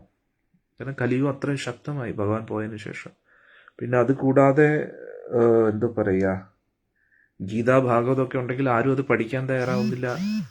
അതായത് ബുക്ക് റെഡിയായി, പക്ഷെ പഠിപ്പിച്ചു കൊടുക്കാൻ ടീച്ചർ ഇല്ലായിരുന്നു. മനസ്സിലായില്ലേ? കോളേജും ഉണ്ട്, ബുക്സും റെഡിയാണ്, പക്ഷെ പഠിപ്പിക്കാൻ ടീച്ചേഴ്സ് ഇല്ല.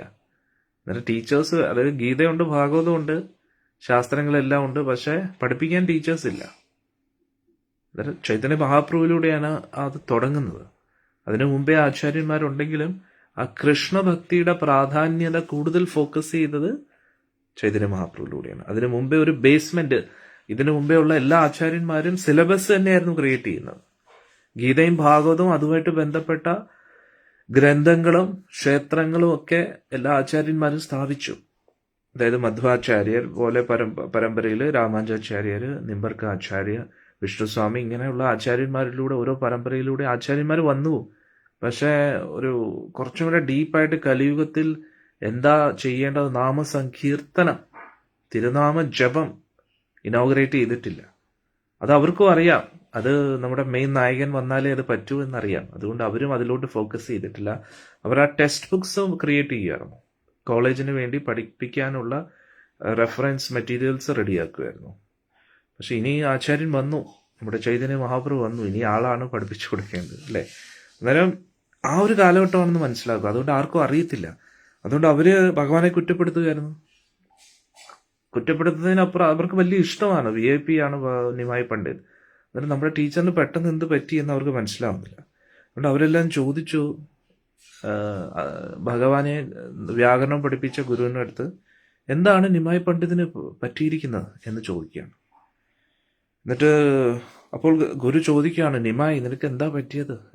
അവർ പറയുന്നു, നീ ഇപ്പോൾ ഒരു ബ്രാഹ്മണനെ പോലെയല്ല പെരുമാറുന്നത്, നിന്റെ ഉള്ളിൽ ആ പാണ്ഡിത്യമൊന്നും ഇല്ല, നീ തർക്കത്തിലൊന്നും താല്പര്യം കാണിക്കുന്നില്ല, നീ തർക്കിച്ചു കഴിഞ്ഞാൽ നീ തോൽക്കുന്ന രീതിയിലാണ് നിന്റെ തർക്കമൊക്കെ എന്ന് പറഞ്ഞപ്പോൾ ചൈതന്യ മഹാപ്രഭു പറഞ്ഞു, ഇല്ല, ഞാൻ അതേ നിമായി പണ്ഡിറ്റ് തന്നെയാണ്, എനിക്ക് ആരെയും തർക്കിച്ച് തോൽപ്പിക്കാൻ കഴിയും. അവരവരുടെ തർക്കമായിട്ട് വരട്ടെ, അവരുടെ എല്ലാ തർക്കങ്ങളെയും എനിക്ക് തോൽപ്പിക്കാൻ കഴിയും.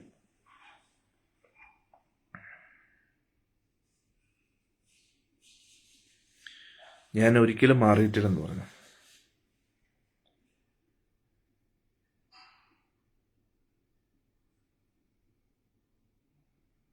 പക്ഷെ ഭഗവാന് ഉള്ളിൻ്റെ ഉള്ളിൽ നിന്ന് അറിയാമായിരുന്നു, ഈ തർക്കത്തിലൊന്നും വലിയ കാര്യമില്ല. യഥാർത്ഥത്തിൽ ഭഗവാന്റെ ഭക്തിയാണ് ഏറ്റവും പ്രധാനമായിട്ടുള്ളത്, ആ പരമസത്യമാണ്. അന്നേരം ചൈതന്യ മഹാപ്രഭു വിചാരിച്ചു, ശാസ്ത്രത്തിൻ്റെ അടിസ്ഥാനത്തിൽ എല്ലാവർക്കും പഠിപ്പിക്കാം.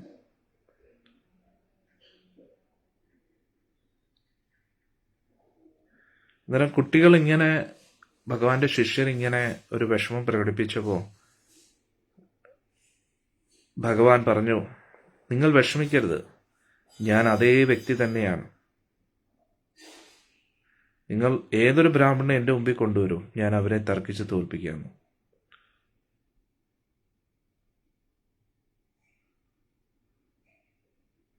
അന്നേരം ഭഗവാൻ പുറത്തിറങ്ങിയിട്ട് പറഞ്ഞു, ഞാൻ പുറത്തിറങ്ങിയിട്ട് ഞാൻ ആദ്യം കാണുന്നത് ആരെയാണോ അവരെ ഞാൻ തർക്കിച്ച് തോൽപ്പിക്കുമെന്ന്. അന്നേരം കുട്ടികളെല്ലാം വിചാരിച്ചു, നമ്മുടെ നിമായി പണ്ഡിറ്റ് തിരിച്ചെത്തി എന്ന് വിചാരിച്ചു. അങ്ങനെ ചൈതന്യ മഹാപ്രഭു ശിഷ്യരും പുറത്തിറങ്ങി ആദ്യത്തെ ബ്രാഹ്മണന് വേണ്ടി ആ ബ്രാഹ്മണനെ വെല്ലുവിളിക്കാമെന്ന് വിചാരിച്ചു. അന്നേരം അങ്ങനെ നിന്നപ്പോൾ കണ്ടത് ശ്രീവാസ് ഠാക്കൂറിൻ്റെ തന്നെ സഹോദരനായ രാംദാസ് പണ്ഡിതായിരുന്നു. അന്നേരം ഈ ശ്രീവാസ് ഠാക്കൂർ എന്ന് പറയുന്നത് നാരദ മഹർഷിയുടെ അവതാരം, രാംദാസ് പണ്ഡിറ്റ് എന്ന് പറയുന്ന പർവ്വതമുനിയാണ്. പർവ്വതമുനി എന്ന് പറഞ്ഞാൽ ദേവലോകത്തുള്ള ഒരു ആചാര്യൻ തന്നെയാണ്, നാരദ മഹർഷിയുടെ വലിയ അടുത്ത കൂട്ടുകാരനും കൂടെയാണ്. അന്നേരം വരുന്ന സമയത്ത് അദ്ദേഹം വലിയ കീർത്തനം ഭജൻസും ഒക്കെ ആയിട്ട് കൃഷ്ണന്റെ നാമം ജപിച്ചുകൊണ്ട് വരികയായിരുന്നു. അത് പൂതനയ്ക്ക് കൊടുത്ത കാരുണ്യത്തെക്കുറിച്ചായിരുന്നു അവിടെ ആ ഒരു കീർത്തനത്തിലൂടെ വർണ്ണിക്കുന്നത്.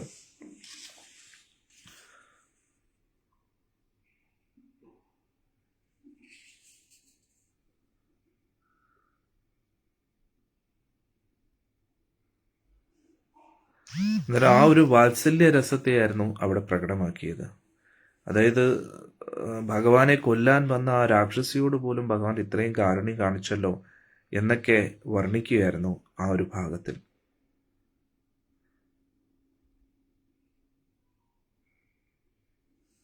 അന്നേരം ഈ ഒരു പാട്ട് കേട്ട ഉടൻ തന്നെ ഭഗവാൻ തർക്കിക്കുന്ന കാര്യം മറന്നു. ഭഗവാൻ വിചാരിച്ചു കൃഷ്ണൻ എത്ര കാരുണ്യമുള്ളവനാണ്, ആ പൂതനയെടുത്ത് പോലും ഇത്രയും കാരുണ്യം കാണിച്ചല്ലോ.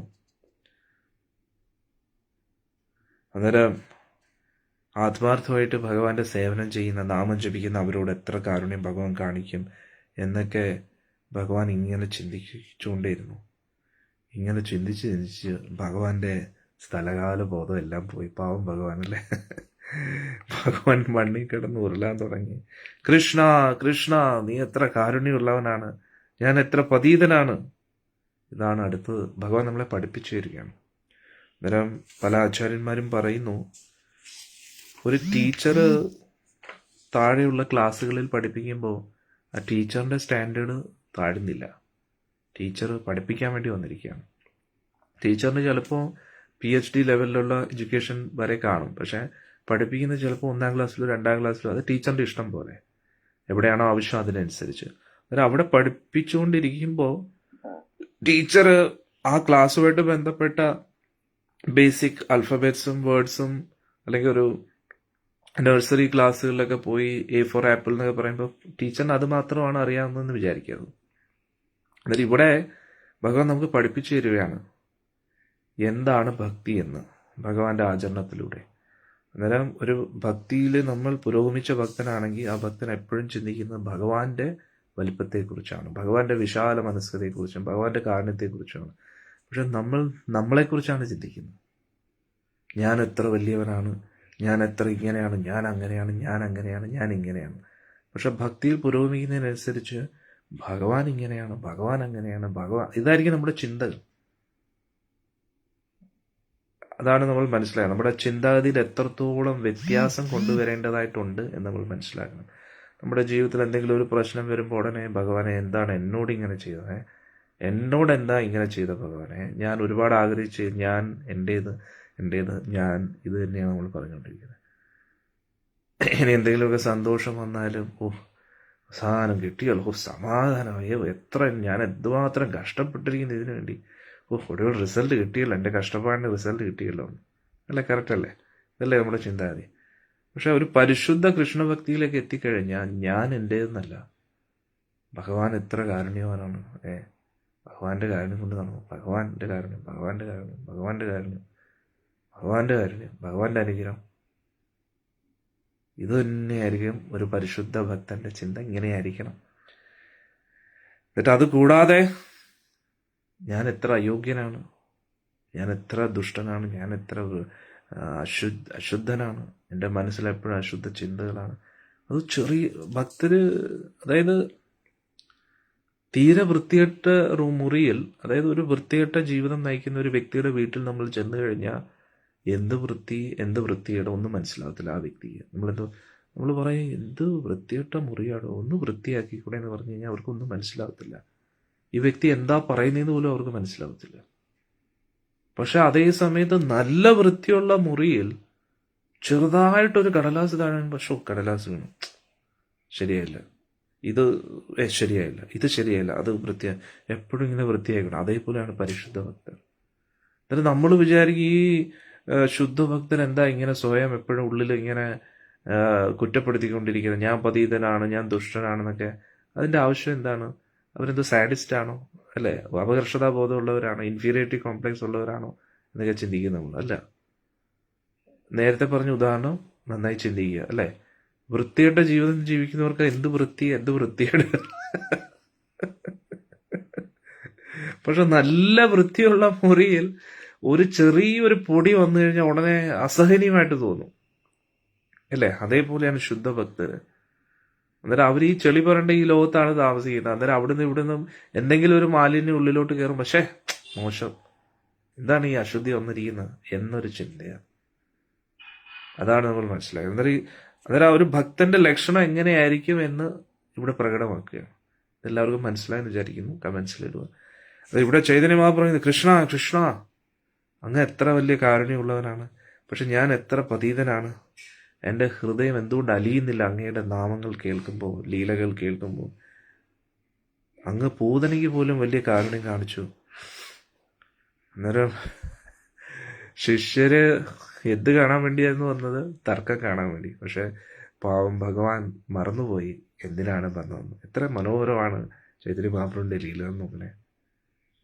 എത്ര ഒരു ഭക്തൻ്റെ എല്ലാ രസങ്ങളും ഭഗവാൻ കാണിച്ചു തരുമെന്നുള്ളത്. അതും അഭിനയിക്കുകയല്ല, അനുഭവിച്ച് ആ രസത്തെ ആസ്വദിക്കുകയാണ് ഭഗവാൻ. എന്നാൽ ഇവിടെ ആയിരക്കണക്കിന് ശിഷ്യർ തർക്കം കാണാണ്ടിരിക്കുക. ഭഗവാൻ നോക്കിയപ്പോൾ മണ്ണിൽ കിടന്ന് ഉരുളുന്നു. ഭഗവാൻ എങ്ങനെയോ ബോധം കിട്ടിയപ്പോൾ ഭഗവാൻ അവരെ എല്ലാവരെയും കൊണ്ട് ഗംഗാ തീരത്ത് പോയി. ഭഗവാന്റെ അവസ്ഥ ഒന്ന് മനസ്സിലാക്കണേ അല്ലേ. പാവം നമ്മുടെ ഭഗവാൻ. സത്യം, നമുക്ക് ഇത്രയും സ്നേഹം മറ്റ് അവതാരങ്ങളോട് തോന്നത്തില്ല അല്ലേ. ശ്രീകൃഷ്ണ ഭഗവാനോട് നമുക്ക് എല്ലാവർക്കും ഇഷ്ടമാണെങ്കിലും ചൈതന്യ മഹാപ്രഭുവിനെ കുറിച്ച് ഒന്ന് സ്മരിച്ചു കഴിഞ്ഞാൽ, ആ ലീലയിലോട്ട് നമ്മളൊന്ന് കടന്നു കഴിഞ്ഞാൽ മഹാപ്രഭുവിനോടുള്ള ആ ഒരു അറ്റാച്ച്മെന്റ് കൂടുതൽ ആവും അല്ല. ഇത് കേട്ടപ്പോൾ നിങ്ങൾക്ക് അങ്ങനെ ഒരു അറ്റാച്ച്മെന്റ് തോന്നുന്നില്ലേ ചൈതന്യ മഹാപ്രഭുവിനോട്? നമുക്ക് വേണ്ടി ഭഗവാൻ മണ്ണിൽ കിടന്ന് ഉരുളാനും തയ്യാറാണ്. കമൻസിലിടൂ. എന്തുകൊണ്ട് ഞാൻ ഈ കമൻസിലിടാൻ പറയുന്നു? കാരണം നിങ്ങൾക്ക് എത്രത്തോളം അതിലോട്ട് കയറാൻ പറ്റുന്നുണ്ടെന്ന് ഉറപ്പ് വരുത്താനാണ്. അല്ലെങ്കിൽ അടിയൻ എത്ര പ്രാവശ്യം വേണമെങ്കിലും വിശദീകരിച്ച് തരാൻ തയ്യാറാണ്. നമ്മൾ ചുമ്മാ ഒരു കഥ പറഞ്ഞു പോകുന്ന ഒരു ഫേസ്ബുക്കോ യൂട്യൂബ് ചാനലോ അല്ല. നിങ്ങൾക്ക് ഇതിലൂടെ ഭക്തിയിൽ പുരോഗമിക്കാൻ കഴിയണം. ചൈതന്യ മഹാപ്രഭു ആരാണെന്ന് മനസ്സിലാക്കാൻ കഴിയണം. അതാണ് ഏറ്റവും ഇമ്പോർട്ടൻ്റ് അല്ലേ. എന്നാൽ ഇവിടെ ഭഗവാന് തിരിച്ചു ആ ബോധം കിട്ടിയപ്പോൾ, കാരണം ഭഗവാൻ എന്താ പറഞ്ഞത്? പുറത്തിറങ്ങുമ്പോൾ ആദ്യം ആരെ കാണുന്നു അവരെ ഞാൻ തർക്കിച്ച് തോപ്പിക്കുക. ഉറപ്പാണ്. ഞാൻ അത് പഴയ നിയമായി പണ്ഡിത് തന്നെയാണ്. നിങ്ങൾ ഒട്ടും വിഷമിക്കേണ്ടതൊക്കെ പറഞ്ഞ് പുറത്ത് വന്നപ്പോൾ ആദ്യം കണ്ടത് വലിയൊരു ഭക്തൻ. എന്നിട്ട് ആള് മിണ്ടാതെ വരുവാണെങ്കിൽ പിന്നെയും തർക്കിക്കാൻ പറ്റും. ഇത് കീർത്തനങ്ങൾ പാടിക്കൊണ്ട് വരികയാണ്. കീർത്തനങ്ങൾ, അതും ഏതൊക്കെ കീർത്തനം? ഭഗവാൻ പൂതനയ്ക്ക് എങ്ങനെ കാരുണ്യം കൊടുത്തു, ഭഗവാനെ കൊല്ലാൻ വന്ന പൂതനയോടും ഭഗവാൻ എത്ര കാരുണ്യം കാണിച്ചു എന്നൊരു ഒരു ഭാവമാണ് പ്രകടിപ്പിച്ചത്. ഇത് കേട്ടപ്പോൾ ഭഗവാന്റെ ഉള്ളിലുള്ള ഒളിപ്പിച്ചു വെച്ചിരിക്കുന്ന ആ ഭക്തി ഭാവങ്ങളെല്ലാം ഒരു സ്ഫോടനം നടത്തുന്നത്. ഹരേ കൃഷ്ണ. അന്നേരം പാവം ഭഗവാൻ വിചാരിച്ചു, ഇനിയിപ്പോൾ എന്താ ചെയ്യുക, കുട്ടികളോടൊക്കെ എന്താ പറയുക. പാവം. അങ്ങനെ ഭഗവാൻ എന്ത് ചെയ്തു? ഇതൊന്നുമല്ല, ഇനി അങ്ങോട്ട് ചൈതന്യ മഹാപ്രഭുവിന്റെ ലീല മൊത്തം ഇങ്ങനെയാണെന്നുള്ളത് നമുക്ക് കാണുമ്പോൾ ഭയങ്കര ഒരു പാവം തോന്നും ഭഗവാനോട്. നമ്മുടെ ഭഗവാൻ ഇത്രയ്ക്ക് നിഷ്കളങ്കനായി പോയല്ലോ എന്ന് പറഞ്ഞാൽ അങ്ങനെ ഒരു രസമാണ്. അത് നമുക്ക് ഭഗവാൻ ചൈതന്യ മഹാപ്രഭുവിനുള്ള സ്നേഹം വർദ്ധിക്കും. പ്രത്യേക ഒരു അറ്റാച്ച്മെന്റ് തോന്നും. ആ അറ്റാച്ച്മെന്റ് ആയിരിക്കും നമ്മളെ ഈ ലോകത്തിന്റെ അറ്റാച്ച്മെന്റ് നിന്ന് രക്ഷപ്പെടുത്തുന്നത്. അതുകൊണ്ട് എല്ലാവരും ശ്രദ്ധിച്ച് കേൾക്കുക, വീണ്ടും വീണ്ടും കേൾക്കുക. സത്യം പറഞ്ഞാൽ നിങ്ങൾക്ക് ഒരു കാര്യം ചെയ്യാൻ പറ്റും. ഈ സത്സംഗം, ഈ ഫേസ്ബുക്കിലൊക്കെ സത്സംഗം എത്ര കാലം അവർ വയ്ക്കുമെന്ന് അറിയത്തില്ല. നിങ്ങൾക്കത് ഓഡിയോ ആയിട്ട് ഡൗൺലോഡ് ചെയ്യാം, എന്നിട്ട് അത് മൊബൈലിൽ സേവ് ചെയ്യാം. നിങ്ങൾക്ക് കേൾക്കാം, നിങ്ങളുടെ പരിചയമുള്ള അവർക്കൊക്കെ ഓഡിയോ ആയിട്ട് കേൾപ്പിക്കാം. കാരണം ഓഡിയോ എന്ന് പറഞ്ഞു കഴിഞ്ഞാൽ അവർക്ക് എപ്പോഴും കേട്ടുകൊണ്ടിരിക്കാം. അതുകൊണ്ട് ഞാൻ അങ്ങനെ പ്ലാൻ ചെയ്തിരുന്നു. അതായത് ഇതെല്ലാം ഡൗൺലോഡ് ചെയ്തിട്ട് ഏതെങ്കിലും ഒരു MP3 പ്ലെയറിലൂടെ എല്ലാ ഭക്തർക്കും അത് കൊടുക്കണമെന്ന് വിചാരിച്ചു. പക്ഷെ അത് നടക്കുന്നില്ല. കാരണം 1-2 ഭക്തരെ ഏൽപ്പിച്ചിരുന്നു, പക്ഷെ അവർക്കത് ചെയ്യാൻ കഴിയുന്നില്ല. അതുകൊണ്ട് നിങ്ങൾക്ക് തന്നെ അത് ചെയ്യാം. അതായത് നിങ്ങൾക്ക് ഈ ഓഡിയോസ് എല്ലാം ഡൗൺലോഡ് ചെയ്ത് ഗൗരവ് ഭാഗവതിൻ്റെ ഒരു സീരീസ്, ഗീതാ ചക്രവ്യൂഹത്തിൻ്റെ ഒരു സീരീസ്, ഇതെല്ലാം ഡൗൺലോഡ് ചെയ്ത് നിങ്ങളുടെ മൊബൈലിൽ അത് സേവ് ചെയ്യാം. എന്നിട്ട് അത് എന്നെന്നും നിങ്ങളുടെ ഒരു ഓർമ്മയ്ക്കായിട്ട് അത് സൂക്ഷിക്കാം. കാരണം എത്ര കാലം ഞാനുണ്ടെന്ന് എനിക്ക് പറഞ്ഞുകൂടാ, നിങ്ങൾക്ക് പറഞ്ഞുകൂടാ. തമാശ പറഞ്ഞല്ല, സീരിയസ്ലി പറയുകയാണ്. അന്നേരം എത്ര കാലവും നിങ്ങൾക്ക് ഈ ഓഡിയോ കേട്ടുകൊണ്ടിരിക്കാം. ആ കേൾക്കുന്നതിലൂടെ നിങ്ങളുടെ ഭക്തിയിൽ നിങ്ങൾക്ക് റിവൈവ് ചെയ്യാൻ പറ്റും. അന്നേരം മഹാപ്രഭുവിനെ കുറിച്ച് കേൾക്കാം, ഭാഗവതം കേൾക്കാം, നാരായണീയം കേൾക്കാം, മഹാഭാരതം കേൾക്കാം. അന്നേരം അത് നിങ്ങളുടെ മൊബൈലിൽ ഓഡിയോ സൂക്ഷിച്ചു വെക്കുക. അത് മൊബൈലിൽ അത് നിറയുമ്പോൾ ഓഡിയോ ആകുമ്പോൾ അധികം ഹെവി ആകത്തില്ല. അത് പിന്നെ അതൊരു പെൻഡ്രൈവിലാക്കി മാറ്റാം, ഹാർഡ് ഡിസ്കിലേക്ക് മാറ്റാം. ആ ഒരു സർവീസ് എല്ലാവരും ഏറ്റെടുക്കണമെന്ന് ഞാൻ അഭ്യർത്ഥിക്കുകയാണ്. എന്നിട്ട് തമ്മിൽ ഷെയർ ചെയ്യാം. അന്നേരം അത് പല പല ഫോൾഡേഴ്സാക്കി നിങ്ങൾക്ക് വെക്കാം. അതായത് ഭാഗവത്തിൻ്റെ മുഴുവൻ ഒരു ഫോൾഡറിൽ, ഭഗവത്ഗീതയുടെ ഒരു ഫോൾഡറിൽ, ഭഗവത്ഗീത കംപ്ലീറ്റ് ആയിട്ടുണ്ട്, 18 അധ്യായം. അതൊക്കെ നിങ്ങൾക്ക് തപ്പി പിടിച്ചെടുക്കാം. പിന്നെ യൂട്യൂബിൽ നിന്നും, പിന്നെ നാരായണീയം, ഇതൊക്കെ നിങ്ങൾക്ക് സേവ് ചെയ്ത് വെക്കാം. ഗൗരഭാഗവതം, ഇതൊക്കെ നിങ്ങൾക്ക് വീണ്ടും വീണ്ടും കേൾക്കാൻ പറ്റും. അന്നേരം കേൾക്കും തോറും നിങ്ങൾക്ക് അതിലോട്ട് ഇറങ്ങാൻ പറ്റും നിങ്ങൾക്ക് ആഴത്തിൽ. അത് നിങ്ങൾക്ക് എല്ലാവർക്കും ഏറ്റെടുക്കാം കേട്ടോ. അത് നിങ്ങൾക്ക് ഒരുപാട് ഹെൽപ്പായിരിക്കും. കാരണം ഫേസ്ബുക്കും യൂട്യൂബും ഒക്കെ എത്ര കാലം ഉണ്ടെന്ന് നമുക്ക് പറയാൻ കഴിയില്ല. പുതിയ പുതിയ ആപ്സ് വന്നുകൊണ്ടിരിക്കും. അന്നേരം അവർ ആ ലെക്ചേഴ്സൊക്കെ എത്ര കാലം ഫ്രീ ആയിട്ട് ഇങ്ങനെ വെക്കുമെന്ന് അറിഞ്ഞുകൂടാ. മനസ്സിലായില്ലേ? അന്നേരം അത് ഒരു വലിയൊരു സർവീസും ആയിരിക്കും. കാരണം ഈ ഓഡിയോ ഒക്കെ നിങ്ങൾ സൂക്ഷിച്ചു വെച്ച് കഴിഞ്ഞാൽ നിങ്ങൾക്ക് അടുത്ത ജനറേഷനുമായിട്ട് അത് ഷെയർ ചെയ്യാൻ പറ്റും. മനസ്സിലായില്ലേ? ഒരു ഭക്ത ചോദിക്കുന്ന ഓഡിയോ എങ്ങനെ ആക്കാൻ പറ്റും. ലളിത മാതാജി ഗ്രൂപ്പിൽ അറിയിക്കും കേട്ടോ, എങ്ങനെ ഇത് ഇതാക്കാമെന്ന്. ഓഡിയോ ആയിട്ട് എങ്ങനെ ഡൗൺലോഡ് ചെയ്യാം എന്ന് നിങ്ങൾക്ക് നോക്കാം. നമ്മൾ വീഡിയോ ഡൗൺലോഡ് ചെയ്യുന്ന പോലെ ഓഡിയോ ഡൗൺലോഡ് ചെയ്യാനുള്ള ഓപ്ഷനുണ്ട്. അത് പല പല വെബ്സൈറ്റ്സ് ഉണ്ട്. അതിലൂടെ ഈ ഫേസ്ബുക്കിൻ്റെ ലിങ്ക് അത് ഇട്ട് കഴിഞ്ഞാൽ നിങ്ങൾക്ക് ഓഡിയോ ഡൗൺലോഡ് ചെയ്യാൻ പറ്റും കേട്ടോ. ലളിത മാതാജി, അല്ലെങ്കിൽ നമുക്കൊരു കാര്യം ചെയ്യാം. ഡെയിലി നടക്കുന്ന സത്സംഗത്തിൻ്റെ ഓഡിയോ മാതാജി ഗ്രൂപ്പിൽ ഇടാൻ പറ്റുമല്ലോ. ലളിത മാതാജി അല്ലെങ്കിൽ ആരെങ്കിലും ആ സർവീസ് ഏറ്റെടുക്കുക. അത് കുറച്ചും കൂടെ നന്നായിരിക്കും തോന്നുന്നു. എന്ത് പറയുന്നു? ലളിത മാതാജി കമൻസിലിട്ടു.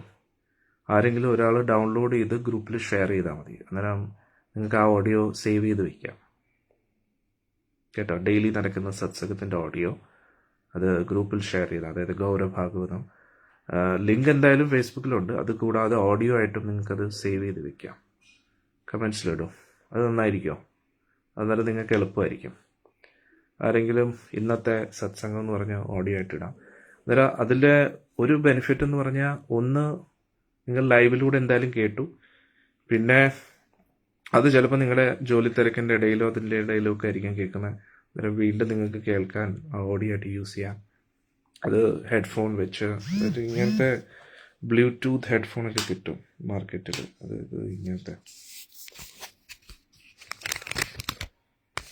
ഇങ്ങനത്തെ ഹെഡ്ഫോണൊക്കെ ഇതിങ്ങനെ വെച്ചിട്ട് ഇങ്ങനെ ഷോളൊക്കെ ഇട്ട് നിങ്ങൾക്ക് കുക്കിംഗ് ഒക്കെ ചെയ്തുകൊണ്ടിരിക്കാം. എല്ലാവരും വിചാരിക്കും നിങ്ങൾ ശ്രദ്ധയോടുകൂടി കുക്കിംഗ് ചെയ്തുകൊണ്ടിരിക്കുകയാണ്. അല്ലെങ്കിൽ ജോലി സ്ഥലത്ത് നിങ്ങൾ ആത്മാർത്ഥമായിട്ട് സിസ്റ്റമിൽ നോക്കി ജോലി ചെയ്തുകൊണ്ടിരിക്കുകയാണെന്നൊക്കെ വിചാരിക്കും. അങ്ങനെ തന്നെയാണ്.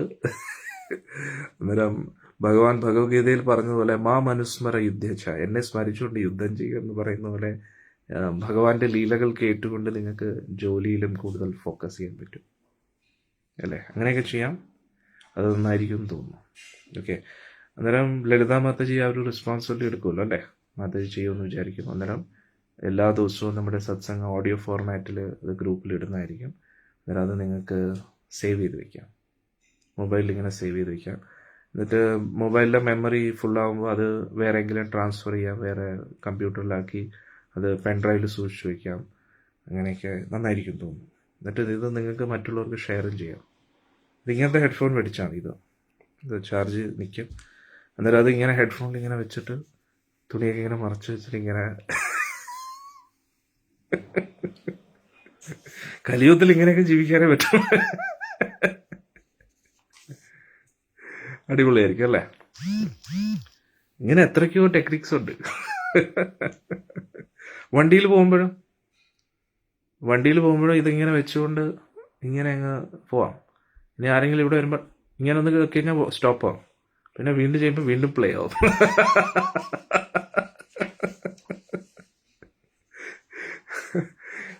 അന്നേരം ടെക്നോളജി ഉപയോഗിക്കുക നമ്മൾ ഭഗവാന്റെ സേവനത്തിന് വേണ്ടി അല്ലേ? എങ്ങനെയുണ്ട് ഐഡിയ? സൂപ്പർ അല്ലേ? കാരണം വയറുള്ള ഹെഡ്ഫോൺ ആകുമ്പോൾ എന്ത് പറയുക, അതൊക്കെ നീണ്ട വയറും അതൊക്കെ ഇപ്പം വയർലെസ് ആണ്. അടിപൊളി ഓപ്ഷൻസ് ആണ് നമുക്ക്. എന്നിട്ട് ഈ ഹെഡ്ഫോണിൽ ഇത് കേട്ടോണ്ടിരിക്കുമ്പോൾ മുന്നിലുള്ളവർ വന്ന് ചീത്ത വിളിച്ചാലും വഴക്ക് പറഞ്ഞാലും ഇങ്ങനെ ഇരിക്കും. അന്നേരം അവരും വിചാരിക്കും, ഇത്രയൊക്കെ പറഞ്ഞിട്ട് ഒരു എക്സ്പ്രഷൻസും ഇല്ലല്ലോ, പാവം, ഞാൻ വളരെ വിഷമിപ്പിച്ചു ആളിനെ എന്നൊക്കെ പറഞ്ഞിട്ട് സോറി കേട്ടോ. അന്നേരം നമ്മളിങ്ങനെ ചിരിച്ചു. ഈ ലോകത്ത് ഉണ്ടോന്ന് വെച്ചാൽ ഉണ്ട്, ഇല്ലേന്ന് വെച്ചാൽ ഇല്ല. ഇനി അങ്ങനെ ഹെഡ്ഫോണിൽ സത്സംഗം കേട്ടുകൊണ്ടിരിക്കുമ്പോൾ മരണം വരുമ്പോഴത്തേക്ക് നേരെ ഭഗവാന്റെ അടുത്ത് ഒന്നാലോചിച്ചു. ചൈതന്യ മഹാപ്രഭുവിന്റെ ലീലകളൊക്കെ കേട്ടോണ്ടിരിക്കുമ്പോഴാണ് നമുക്ക് മരണം വരുന്നെങ്കിൽ ഇതുമല്ലേ, നേരെ അങ്ങോട്ടൊക്കെ പോവാം. ഇനി വീട്ടില് സത്സംഗം കേൾക്കാൻ താല്പര്യമില്ലാത്ത ആൾക്കാരാണെങ്കിൽ പിന്നെ അതിന് വഴിയുണ്ട്. നമ്മുടെ സ്പീക്കറിൽ ലൗഡ്ലി ഈ ഓഡിയോ കേട്ടുകൊണ്ടേ ഇരിക്കുക. രാവിലെ ഉച്ചയ്ക്ക് വൈകിട്ട് ഇങ്ങനെ ഓഡിയോ തന്നെ പ്ലേ. ഫേസ്ബുക്ക് ആകുമ്പോൾ ഇന്റർനെറ്റ് കട്ടാവും. ഇത് ഓഡിയോ ആകുമ്പോൾ പിന്നെ എപ്പോഴും കേട്ടോണ്ടിരിക്കാനേ. അവർ പ്രാർത്ഥിക്കും, ഈ നെറ്റ് ഒന്നും കട്ടായിരുന്നുവെങ്കിൽ എന്ന് പ്രാർത്ഥിക്കുമ്പോൾ നെറ്റ് കട്ടാകുമ്പോഴും ക്ലാസ് തുടർന്നുകൊണ്ടിരിക്കുന്നു. ഈ നെറ്റ് കട്ടായിട്ടോ എങ്ങനെ ക്ലാസ്? അത് നമ്മൾ ഓഡിയോ ഡൗൺലോഡ് ചെയ്ത് വെച്ചു.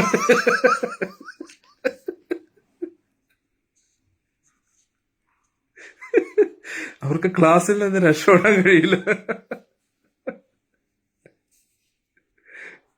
അവര് താല്പര്യം ഇല്ലാഞ്ഞിട്ടും അകത്തോട്ട് ആ ഡോസ് കയറി പോകുമ്പോൾ മെല്ലെ മെല്ലെ അവരുടെ ഉള്ളിലും ഹൃദയം മാറുന്നുള്ള പരിവർത്തനം. അതുകൊണ്ട് ഓഡിയോ ലെക്ചേഴ്സ് വളരെ പവർഫുൾ ആണ്. കാരണം ഭഗവാന്റെ കുറിച്ചുള്ള ആ ശബ്ദം നമ്മൾ കേൾക്കുമ്പോൾ അത് നമ്മുടെ ഉള്ളിൽ മാറ്റം സൃഷ്ടിക്കും. ഓക്കെ, അത് അടിയും പറയുന്നുകൊണ്ടല്ല, അത് ഗുരു പരമ്പരയുടെ ശക്തിയാണ്. അല്ലേ, ഗുരു മഹാരാജിൻ്റെയും പ്രഭുപാജിയുടെയും പവറാണ്. പിന്നെ പറയുന്ന വിഷയം ഭഗവാനെ കുറിച്ചാണല്ലോ. അതുകൊണ്ട് പിന്നെ അടിയനും മോശപ്പെട്ട ഭക്തനൊന്നും അല്ലെന്ന് തോന്നുന്നു, അല്ലേ? ഹരേ കൃഷ്ണ. ചർച്ച തുടരാം. വിചാരിച്ചു ഇനിയിപ്പോൾ ഈ കുട്ടികളോട് എന്താ പറയുക, അല്ലേ? അങ്ങനെ ഭഗവാൻ ശിഷ്യരെയും കൊണ്ട് ഗംഗാതീരത്ത് പോയി. എന്നിട്ട് ഗംഗാതീരത്ത് ഒരു മരത്തിൻ്റെ ചുവട്ടിലാണ് എല്ലാവർക്കും ഭഗവാൻ പഠിപ്പിച്ചു കൊടുക്കുന്നത്. ഹരേ കൃഷ്ണ, ക്ഷമിക്കണം, ഇൻ്റർനെറ്റിൻ്റെ പ്രോബ്ലം കേട്ടോ, സോറി, ഇൻ്റർനെറ്റ് കട്ടായി. ചർച്ച തുടരാം. നമ്മളിത് പറഞ്ഞത് മായതയ്ക്ക് ഇഷ്ടപ്പെട്ടില്ലെന്ന് തോന്നുന്നു, അല്ലേ? ഇപ്പോൾ നമ്മൾ വല്ലപ്പോഴും ഒക്കെയാണ് ലൈവിൽ സത്സംഗമൊക്കെ ചെയ്യുന്നത്, അല്ലേ? അതിനിപ്പോൾ ഓഡിയോ ആകുമ്പോഴത്തേക്ക് ഭഗവാനെ, ഇവരെല്ലാവരും ഇനി രക്ഷപ്പെട്ടു പോയാൽ. കണ്ടോ, വീണ്ടും വീണ്ടും നെറ്റ് പോകുന്നത് കണ്ടോ? ഹരേ കൃഷ്ണ. അത് മായാദേവിക്ക് ടെൻഷനായി, അല്ലേ? നമ്മളെല്ലാവരും കൂടെ സീരിയസ് ആയി ഇനി രക്ഷപ്പെട്ടു പോയാലോ, അല്ലേ? അതുകൊണ്ട് എന്തായാലും നമുക്കിത് ചെയ്യണം, അല്ലേ?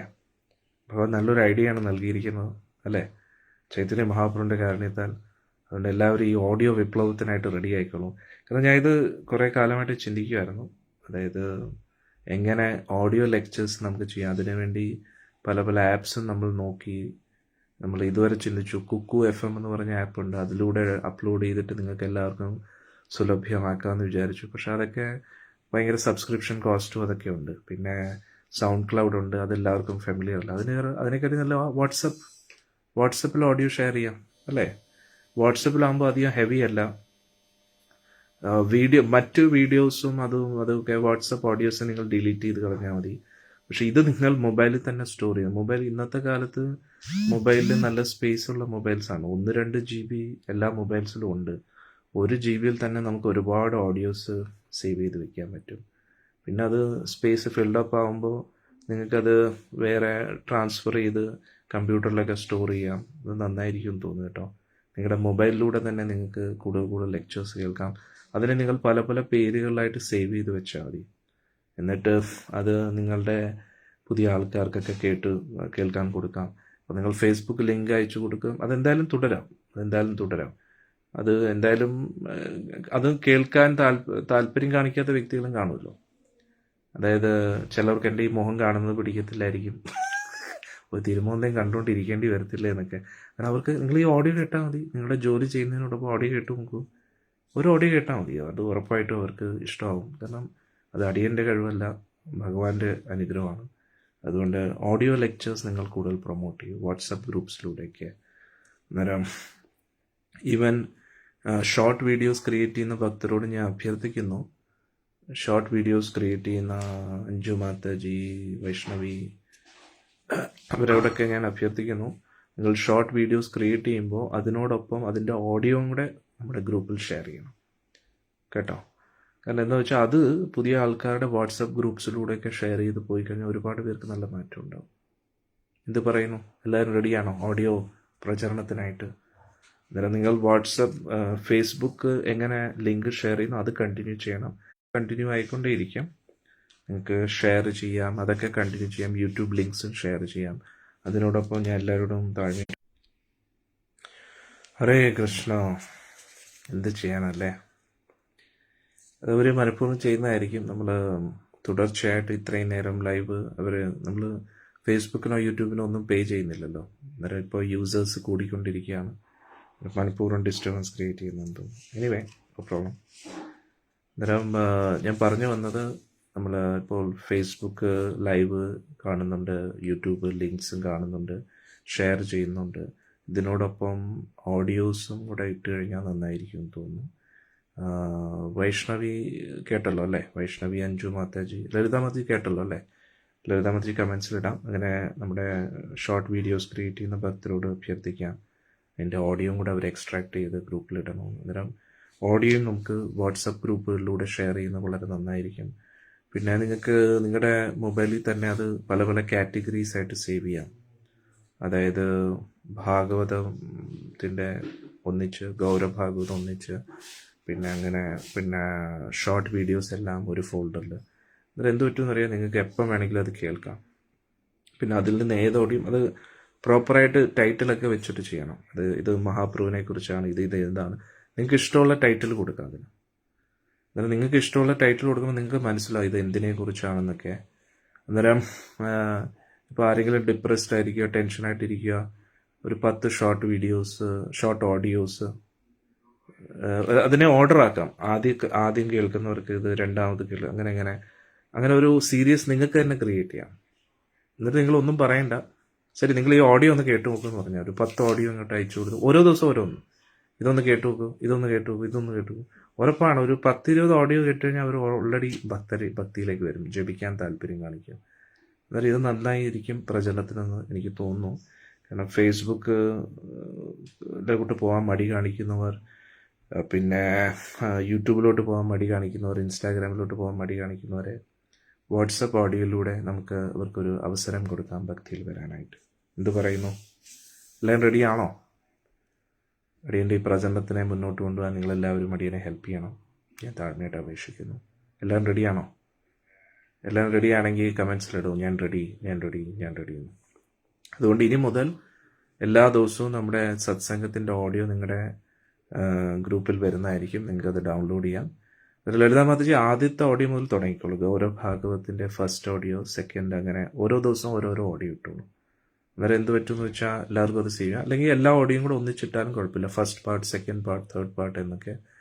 അങ്ങനെ ആകുമ്പോൾ ഭക്തർക്ക് അത് സേവ് ചെയ്ത് വെക്കാം. പിന്നെ ഷോർട്ട് വീഡിയോസിൻ്റെയും ഡെയിലി ഓഡിയോ ഫോർമാറ്റ്, ഇന്നത്തെ ഇതെന്ന് പറഞ്ഞിട്ട്.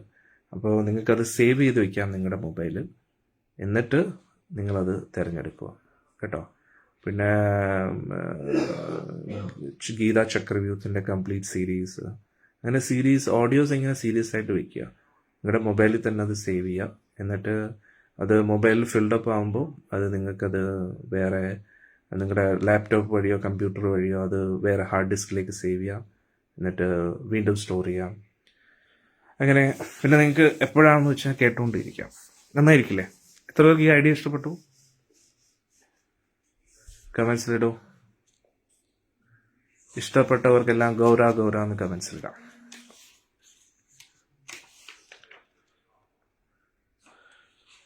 അതായിരിക്കും ഈസി എന്ന് തോന്നുന്നു. കാരണം ഞാനിങ്ങനെ ഓഡിയോ ഭയങ്കര പവർഫുള്ളാണ്. അന്നേരം എല്ലാവർക്കും വിഷ്വൽസ് അങ്ങനെ ഇഷ്ടപ്പെടത്തില്ല. കാരണം അവർ പല തിരക്കിലായിരിക്കും, ജോലിയിലായിരിക്കും. അന്നേരം അതിൻ്റെ ഇടയിൽ നമുക്ക് എന്ത് ചെയ്യാൻ പറ്റും? ഇങ്ങനെ അവർക്കായിട്ടൊരു ഓഡിയോ, അതായത് അവർ വണ്ടി ഓടിക്കുന്ന സമയത്തും ഒക്കെ അവർക്ക് ഇത് കേട്ടുകൊണ്ട് അവരുടെ വണ്ടി ഡ്രൈവ് ചെയ്യാം. അങ്ങനെയൊക്കെ ഇന്നത്തെ ആൾക്കാർ ബുക്ക് വരെ ഓഡിയോ ഫോർമാറ്റിൽ കേൾക്കുന്ന ആൾക്കാരാണ്. കാരണം തിരക്കിൽ ഓടിക്കൊണ്ടിരിക്കുക. അന്നേരം ഓഡിയോ ലെക്ചേഴ്സ് നമുക്ക് കൂടുതൽ പ്രൊമോട്ട് ചെയ്യാം. അതിലൂടെ നമുക്കൊരു നല്ല ഇതാവും. പിന്നെ മുന്നോട്ട് ഭഗവാൻ അനുഗ്രഹിക്കുമ്പോൾ നമുക്കൊരു ആപ്പായിട്ട് ഇത് ക്രിയേറ്റ് ചെയ്യാം. ആപ്പ് ക്രിയേറ്റ് ചെയ്തിട്ട് അതിൽ തന്നെ നമുക്കിതെല്ലാം സിങ്ക് ചെയ്യാൻ പറ്റും. ഇതുവരെയുള്ള ലെക്ചേഴ്സ് എല്ലാം നമുക്ക് കളക്ട് ചെയ്തിട്ട് ഒരു വലിയൊരു ലൈബ്രറി പോലെ ചെയ്തിട്ട് അത് നമുക്ക് ചെയ്യാൻ തോന്നും കേട്ടോ. ചർച്ച തുടരാം നമുക്ക് ഇപ്പോൾ 7:50 തുടരാം അല്ലേ? എന്ത് പറയുന്നു? കമൻസിലിടൂ. അങ്ങനെ ഭഗവാൻ ആകെ ഒരു സംരംഭത്തിലായി. ഭഗവാൻ എന്ത് ചെയ്തു? ഗംഗാ തീരത്തിലേക്ക് എല്ലാ ശിഷ്യരെയും കൊണ്ടുപോയി. എന്നിട്ട് വളരെ മനോഹരമായിട്ടുള്ള ദൃശ്യമായിരുന്നു അവിടെ ഗംഗാ തീരത്ത്. ഭഗവാന് ഗംഗാദേവി വലിയ ഇഷ്ടമാണ്. ആക്ച്വലി ഭക്തയല്ലേ, ഭഗവാന്റെ പ്രിയപ്പെട്ട ഭക്തിയാണ് ഗംഗാദേവി. അന്നേരം പിന്നെ അതുകൂടാതെ ഭഗവാൻ ഭക്തിഭാവത്തിലിരിക്കുന്നതുകൊണ്ട് ഗംഗാദേവിയെ ഭയങ്കര ഇഷ്ടമാണ്. കാരണം നമുക്കും ഗംഗാമയ്യ നമ്മുടെ അമ്മ അല്ലേ, ഭഗവാന്റെ തൃപ്പാദം കഴുകിയ ജലമാണ്, പരിശുദ്ധീകരിക്കും നമ്മുടെ ബോധത്തെ. അന്നേരം അവിടെ എത്തി. അവിടെ വെച്ചാണ് ഭഗവാൻ എപ്പോഴും ക്ലാസ്സുകൾ എടുക്കുന്നത്. എന്നിട്ട് അവിടെ വെച്ച് ഭഗവാൻ ശിഷ്യരോട് പറഞ്ഞു, ഞാൻ എപ്പോഴും നിങ്ങൾക്ക് ഏറ്റവും നല്ല ശിക്ഷണങ്ങളല്ലേ നൽകിയിട്ടുള്ളത് എന്ന് ഭഗവാൻ ചോദിച്ചു. അപ്പോൾ എല്ലാവരും ശിഷ്യരും പറഞ്ഞു അതെ അതെ എന്ന്. അന്നേരം ഞാൻ പറഞ്ഞില്ലേ, നമ്മുടെ ഭാരതത്തിലെ ഏറ്റവും പ്രധാനപ്പെട്ട പണ്ഡിതന്മാർ താമസിക്കുന്ന സ്ഥലമാണ് എവിടെ? ബംഗാൾ എന്ന് പറയുന്നു. അവിടെ ഉള്ള പണ്ഡിതന്മാരിൽ വെച്ച് ഏറ്റവും വലിയ പണ്ഡിതനാണ് നിമായി പണ്ഡിത്. അന്നേരം എല്ലാവർക്കും നിമായി പണ്ഡിതനെ വലിയ ഇഷ്ടമാണ്. ഭഗവാൻ എന്നതിൽ ഉപരി, ഭഗവാൻ എന്നുള്ള ആ ഒരു ഭഗവാനുള്ള ഭക്തിക്ക് അപ്പുറത്തായിട്ട് നിമായി പണ്ഡിത് നല്ലൊരു ടീച്ചറാണ് എന്നുള്ള രീതിയിൽ എല്ലാവർക്കും ഇഷ്ടമായിരുന്നു. അന്നേരം നിമായി പണ്ഡിത് വിചാരിച്ചു, ഇനി എന്തായാലും ഒളിപ്പിച്ചു വെച്ചിട്ട് കാര്യമില്ല, എൻ്റെ ഉള്ളിൽ വന്ന ചേഞ്ചസ്, മാറ്റങ്ങൾ എന്താണെന്ന് ഞാൻ എൻ്റെ ശിഷ്യരോട് അറിയിക്കണമെന്ന് ഭഗവാൻ വിചാരിച്ചു. അന്നേരം ഭഗവാൻ പറഞ്ഞു, ഞാൻ എൻ്റെ ഗയയിൽ പോയപ്പോൾ ഞാൻ എൻ്റെ ഗുരുവായ ഈശ്വർപുരിയെ കണ്ടു. ഈശ്വർപുരിയെ കണ്ടു ദീക്ഷ ലഭിച്ചതിന് ശേഷം, ഹരേ കൃഷ്ണ, ഫോൺ സ്വിച്ച് ഓഫ് ചെയ്യോ? ഹരേ കൃഷ്ണ, ആരുടെ ഫോണാ റിങ് അടിക്കുന്നേ? അന്നേരം ഇവിടെ നിമായി പണ്ഡിത് പറഞ്ഞു, ഞാൻ എൻ്റെ ഗുരുവായ ഈശ്വർപുരിയെ കണ്ടതിന് ശേഷം, ദീക്ഷ കിട്ടിയതിന് ശേഷം ഒരു പരമാർത്ഥത്തെ മനസ്സിലാക്കി. ഭഗവാൻ കൃഷ്ണനാണ് പരബ്രഹ്മവും പരമസത്യവും. ബാക്കിയെല്ലാം നിരർത്ഥകമാണ്, ബാക്കിയെല്ലാം മിഥ്യയാണ്. ഭഗവാൻ കൃഷ്ണനാണ് പരമസത്യമെന്ന്. ഭഗവാൻ കൃഷ്ണനില്ലാതെ, ഇത് വളരെ ഇമ്പോർട്ടൻറ്റ് ശിക്ഷണം കേട്ടോ, എല്ലാവരും ശ്രദ്ധിച്ചു കേൾക്കുക. സാക്ഷാൽ ചൈതന്യ മഹാപ്രഭു പറയുകയാണ്, അതുകൊണ്ട് എല്ലാവരും ശ്രദ്ധിച്ചു കേൾക്കണം. നമുക്ക് എല്ലാവർക്കും ഉള്ള പാഠമാണ്. സാക്ഷാൽ ഭഗവാന്റെ സാക്ഷാത്കാരം കൊണ്ട് പറയുകയാണ്. ഭഗവാൻ പറയുന്നു, കൃഷ്ണനില്ലാതെ ബാക്കിയെല്ലാം നിരർത്ഥകമാണ്. ഓർത്ത് നോക്കൂ, നമ്മൾ ഈ സത്സംഗത്തിലൂടെ ഇതൊക്കെ അല്ലേ പഠിച്ചു. അന്നേരം ഞാൻ പറഞ്ഞ അറിവുകളാണിത്. സാക്ഷാൽ ഭഗവാൻ തന്നെ ഭഗവാനെക്കുറിച്ച് പറയുകയാണ്. ഭഗവത്ഗീതയുടെയും ഭാഗവത്തിൻ്റെ എല്ലാം പരമോന്നത അന്തിമ രസമാണ് ഇവിടെ ചൈതന്യ മഹാപ്രഭു കുറച്ച് വാക്കുകളിലൂടെ പറയുന്നത്. അതുകൊണ്ട് എല്ലാവരും ശ്രദ്ധിച്ച് കേൾക്കുക. ഭഗവാൻ പറയുന്നു, നമ്മൾ കുറേ സംസ്കൃത ശ്ലോകങ്ങൾ പഠിച്ചിട്ടോ അതൊന്നും കാര്യമില്ല. ഈ ഒരു അർത്ഥത്തെ മനസ്സിലാക്കിയിട്ട് നമ്മുടെ ജീവിതത്തിൽ ജീവിച്ചുകൊണ്ട് നമ്മൾ എന്ത് ചെയ്താലും അടിപൊളിയായിരിക്കും. അല്ല, ഇത് മനസ്സിലാക്കാതെ നമ്മൾ എന്തൊക്കെ പുറമെ ഭക്തി അഭിനയിച്ചിട്ടോ ആചാരാനുഷ്ഠാനങ്ങൾ ചെയ്തിട്ടോ കാര്യമില്ല. അന്നേരം ഇവിടെ നിമായി പണ്ഡിത് പറഞ്ഞു, കൃഷ്ണനില്ലാതെ ബാക്കി എല്ലാം നിരർത്ഥകമാണ്. അതുകൊണ്ട് ഇതെല്ലാം മനസ്സിലാക്കിയ ഞാൻ നിങ്ങളെ കൃഷ്ണനുമായിട്ട് ബന്ധപ്പെട്ട കാര്യങ്ങൾ പഠിപ്പിച്ചില്ലെങ്കിൽ അത് നിങ്ങളോട് ചെയ്യുന്ന ഏറ്റവും വലിയ ചതിവല്ലേ എന്ന് നിമായി പണ്ഡിറ്റ് ചോദിക്കുകയാണ്. അന്നേരം എനിക്ക് ഇപ്പോൾ തോന്നുന്നു, ഞാൻ ഇത്രയും കാലം നിങ്ങളെ പഠിപ്പിച്ചതെല്ലാം വെറുതെയാണ്. കാരണം അതൊന്നുമല്ല യഥാർത്ഥ ശിക്ഷണങ്ങൾ. അതുകൊണ്ട് ഇന്നു മുതൽ ഞാൻ നമ്മുടെ ശിക്ഷണങ്ങളിൽ ഞാൻ കൃഷ്ണനുമായിട്ട് ബന്ധപ്പെട്ട കാര്യങ്ങളായിരിക്കും പഠിപ്പിക്കുന്നത്. കാരണം അതാണ് ഏറ്റവും പരമോന്നതമായിട്ടുള്ള ശിക്ഷണം എന്ന് നിമായി പണ്ഡിത് ശിഷ്യരോട് പറഞ്ഞു. പക്ഷേ നിങ്ങൾക്ക് തോന്നുന്നു കൃഷ്ണനെക്കുറിച്ചോ കൃഷ്ണനുമായിട്ട് ബന്ധപ്പെട്ട നാമങ്ങൾ ജപിക്കുന്നതോ കീർത്തനോ നിങ്ങൾക്ക് പഠിക്കാൻ താല്പര്യമില്ല എങ്കിൽ നിങ്ങൾക്ക് എന്നെ വിട്ടു പോകാം. പക്ഷേ ക്ഷമിക്കണം, എനിക്ക് നിങ്ങളെ പറ്റിക്കാൻ കഴിയില്ല. എനിക്കറിയാവുന്നതിനെക്കാട്ടിയും താഴ്ന്നതായിട്ടുള്ളൊരു കാര്യം നിങ്ങളെ പഠിപ്പിക്കാൻ എനിക്ക് താല്പര്യമില്ല. എനിക്ക് ഏറ്റവും പ്രധാനപ്പെട്ട ആഗ്രഹം എനിക്കറിയാവുന്നതിൽ വെച്ച് ഏറ്റവും പരമോന്നത അറിവ് നിങ്ങൾക്ക് നൽകണമെന്നാണ്. അല്ലെങ്കിൽ ഞാൻ നിങ്ങളെ പറ്റിക്കുന്നതിന് തുല്യം. എത്ര മനോഹരമായിട്ടുള്ള വാക്കുകളാണ്. ഭഗവാൻ പറയുക, ഞാൻ നിങ്ങളുടെ ഗുരുവാണ്, നിങ്ങളുടെ ടീച്ചറാണ്. അന്നേരം ഒരു ടീച്ചർ കുട്ടികളെ ഏറ്റവും പരമോന്നതമായിട്ടുള്ള അറിവാണ് നൽകേണ്ടത്. ആ പരമോന്നത അറിവ് ശ്രീകൃഷ്ണ ഭഗവാനാണ്. അന്നേരം ഭഗവാനെക്കുറിച്ചുള്ള അറിവ് നൽകാതെ ഞാൻ ഏത് അറിവ് നൽകിയാലും അത് നിങ്ങളോട് ചെയ്യുന്ന ചതിവായിരിക്കും. അത് ഞാൻ അറിഞ്ഞിട്ടും നിങ്ങൾക്ക് തരാത്തത്. ബാക്കി ഏത് വിഷയത്തെക്കുറിച്ച് ഞാൻ പഠിപ്പിച്ചാലും അതൊന്നും അല്ല നിങ്ങളെ സഹായിക്കാൻ പോകുന്നത്. പക്ഷെ നിങ്ങൾക്കിത് അനുയോജ്യമല്ല എന്ന് തോന്നുന്നു എങ്കിൽ നിങ്ങൾക്ക് എന്നെ വിട്ടു പോകാം, വേറെ ഏത് ഗുരുവിനെ തിരഞ്ഞെടുക്കാൻ തോന്നുന്നു. ഉടൻ തന്നെ ഭഗവാന്റെ ശിഷ്യരിലെ ഏറ്റവും പ്രഗത്ഭനായിട്ടുള്ള ശിഷ്യൻ എഴുന്നേറ്റിട്ട് പറഞ്ഞു, ഗുരു, അങ്ങ് എപ്പോഴും നമ്മളെ പഠിപ്പിച്ചിട്ടുള്ളത് ജീവിതത്തിൻ്റെ ലക്ഷ്യം എന്ന് പറഞ്ഞാൽ തർക്കിക്കുക എന്നതാണ്. തർക്കിച്ച് ഏറ്റവും നല്ല തർക്കശാസ്ത്രത്തിൽ വിദഗ്ധനാവുക എന്നതാണ്. പക്ഷെ ഇപ്പോൾ അങ്ങ് പറയുന്നു കൃഷ്ണനാണ് പരമോന്നത ലക്ഷ്യം എങ്കിൽ നമ്മളത് സ്വീകരിക്കുന്നു, അതിനും നമ്മൾ തയ്യാറുണ്ട്. എത്ര മനോഹരമാണല്ലേ. നമുക്ക് വേറെ എങ്ങും പോകാൻ താല്പര്യമില്ല, നമുക്കെപ്പോഴും അങ്ങയുടെ കൂട്ടത്തിൽ നിൽക്കണമെന്നേ താല്പര്യമുള്ളൂ. അങ്ങ് പറയുന്നു ഹരിനാമ സങ്കീർത്തനമാണ് ഏറ്റവും പരമോന്നത വഴിയെങ്കിൽ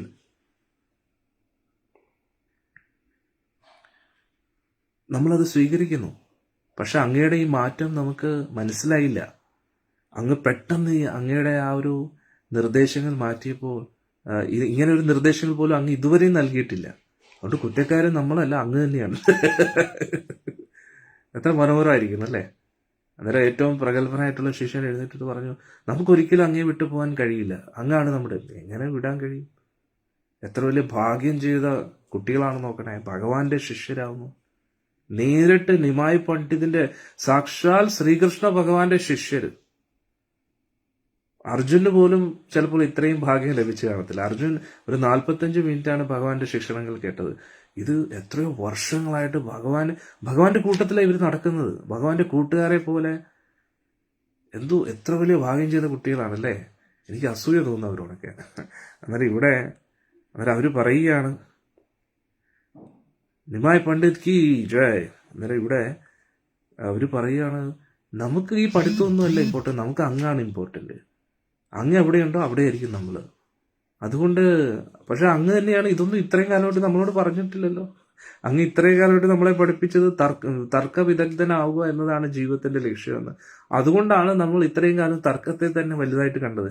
അന്നേരം പെട്ടെന്ന് അങ്ങ് ഇങ്ങനെ മാറിയപ്പോൾ നമ്മൾ അത്ഭുതപ്പെട്ടു, നമ്മുടെ ടീച്ചറിന് എന്തെങ്കിലും സംഭവിച്ചോ എന്ന്. ഇപ്പോൾ അങ്ങ് വളരെ വ്യക്തമായിട്ട് പറഞ്ഞു തന്നു. അതുകൊണ്ട് നമുക്ക് വളരെ ക്ലിയർ ആയി, ഇനി മുതൽ കൃഷ്ണനും ഹരിനാമവും ഇത് തന്നെയാണ് ഇമ്പോർട്ടൻറ്റ്.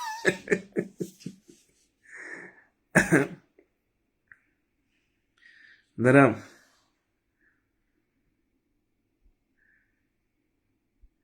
പക്ഷെ നമ്മൾ ഇതുവരെ നാമജപം പഠിച്ചിട്ടില്ല, സങ്കീർത്തനം എങ്ങനെ ചെയ്യേണ്ടതെന്ന് അറിയത്തില്ല. അതുകൊണ്ട് അങ്ങ് ആരെങ്കിലും ഭക്തരെ കൊണ്ടുവന്ന് ഭഗവാനോട് പഠിപ്പിക്കാനല്ല പറയുന്നത്, കാരണം അങ്ങേക്കും അറിയത്തില്ലെന്നാണ് ഇവരുടെ. അങ്ങും ഇപ്പോഴല്ലേ തുടങ്ങിയത്. അതുകൊണ്ട് അറിയാവുന്ന കുറച്ച് ഭക്തരെയൊക്കെ കൊണ്ടുവന്ന് ഹരേ കൃഷ്ണ മഹാമന്ത്രം എങ്ങനെയാണ് പഠിപ്പിക്കേണ്ടത് നമ്മളെ പഠിപ്പിച്ചു തരാൻ ഒരു പ്രഗത്ഭനായിട്ടുള്ള ഒരു ശിഷ്യൻ പറയും, ഹരേ കൃഷ്ണ കൃഷ്ണ കൃഷ്ണ ഹരേ ഹരേ, ഹരേ രാം രാം രാം ഹരേ ഹരേ. ഇതെങ്ങനെയാണ് ജപിക്കേണ്ടത്, എങ്ങനെയാണ് സങ്കീർത്തനം ചെയ്യേണ്ടതെന്ന് അങ്ങ് കുറച്ച് ഭക്തരെ കൂട്ടി നമുക്ക് പഠിപ്പിച്ചു തരാൻ പറയും. അന്നേരം ഇത് കേട്ടപ്പോൾ ഭഗവാൻ എന്തുമാത്രം സന്തോഷമായിക്കാണല്ലേ.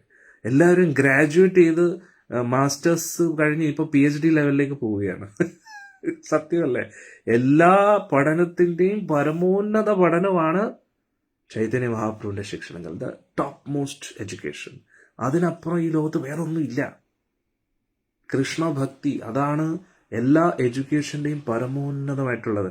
ഇത് ഭഗവത്ഗീത ഭഗവാൻ തന്നെ പറയുന്നു, വേദേഷു സർവേർ അഹമൈവ വേദ്യോ. വേദങ്ങളിലൂടെ അറിയേണ്ടത് ഒരേ ഒരാളിനെ കുറിച്ചാണ്. അത് എല്ലാ വേദങ്ങൾക്കും അപ്പുറത്ത് നിൽക്കുന്ന ആ പരമോന്നത വ്യക്തി, സാന്ദ്രാനന്ദം. ആ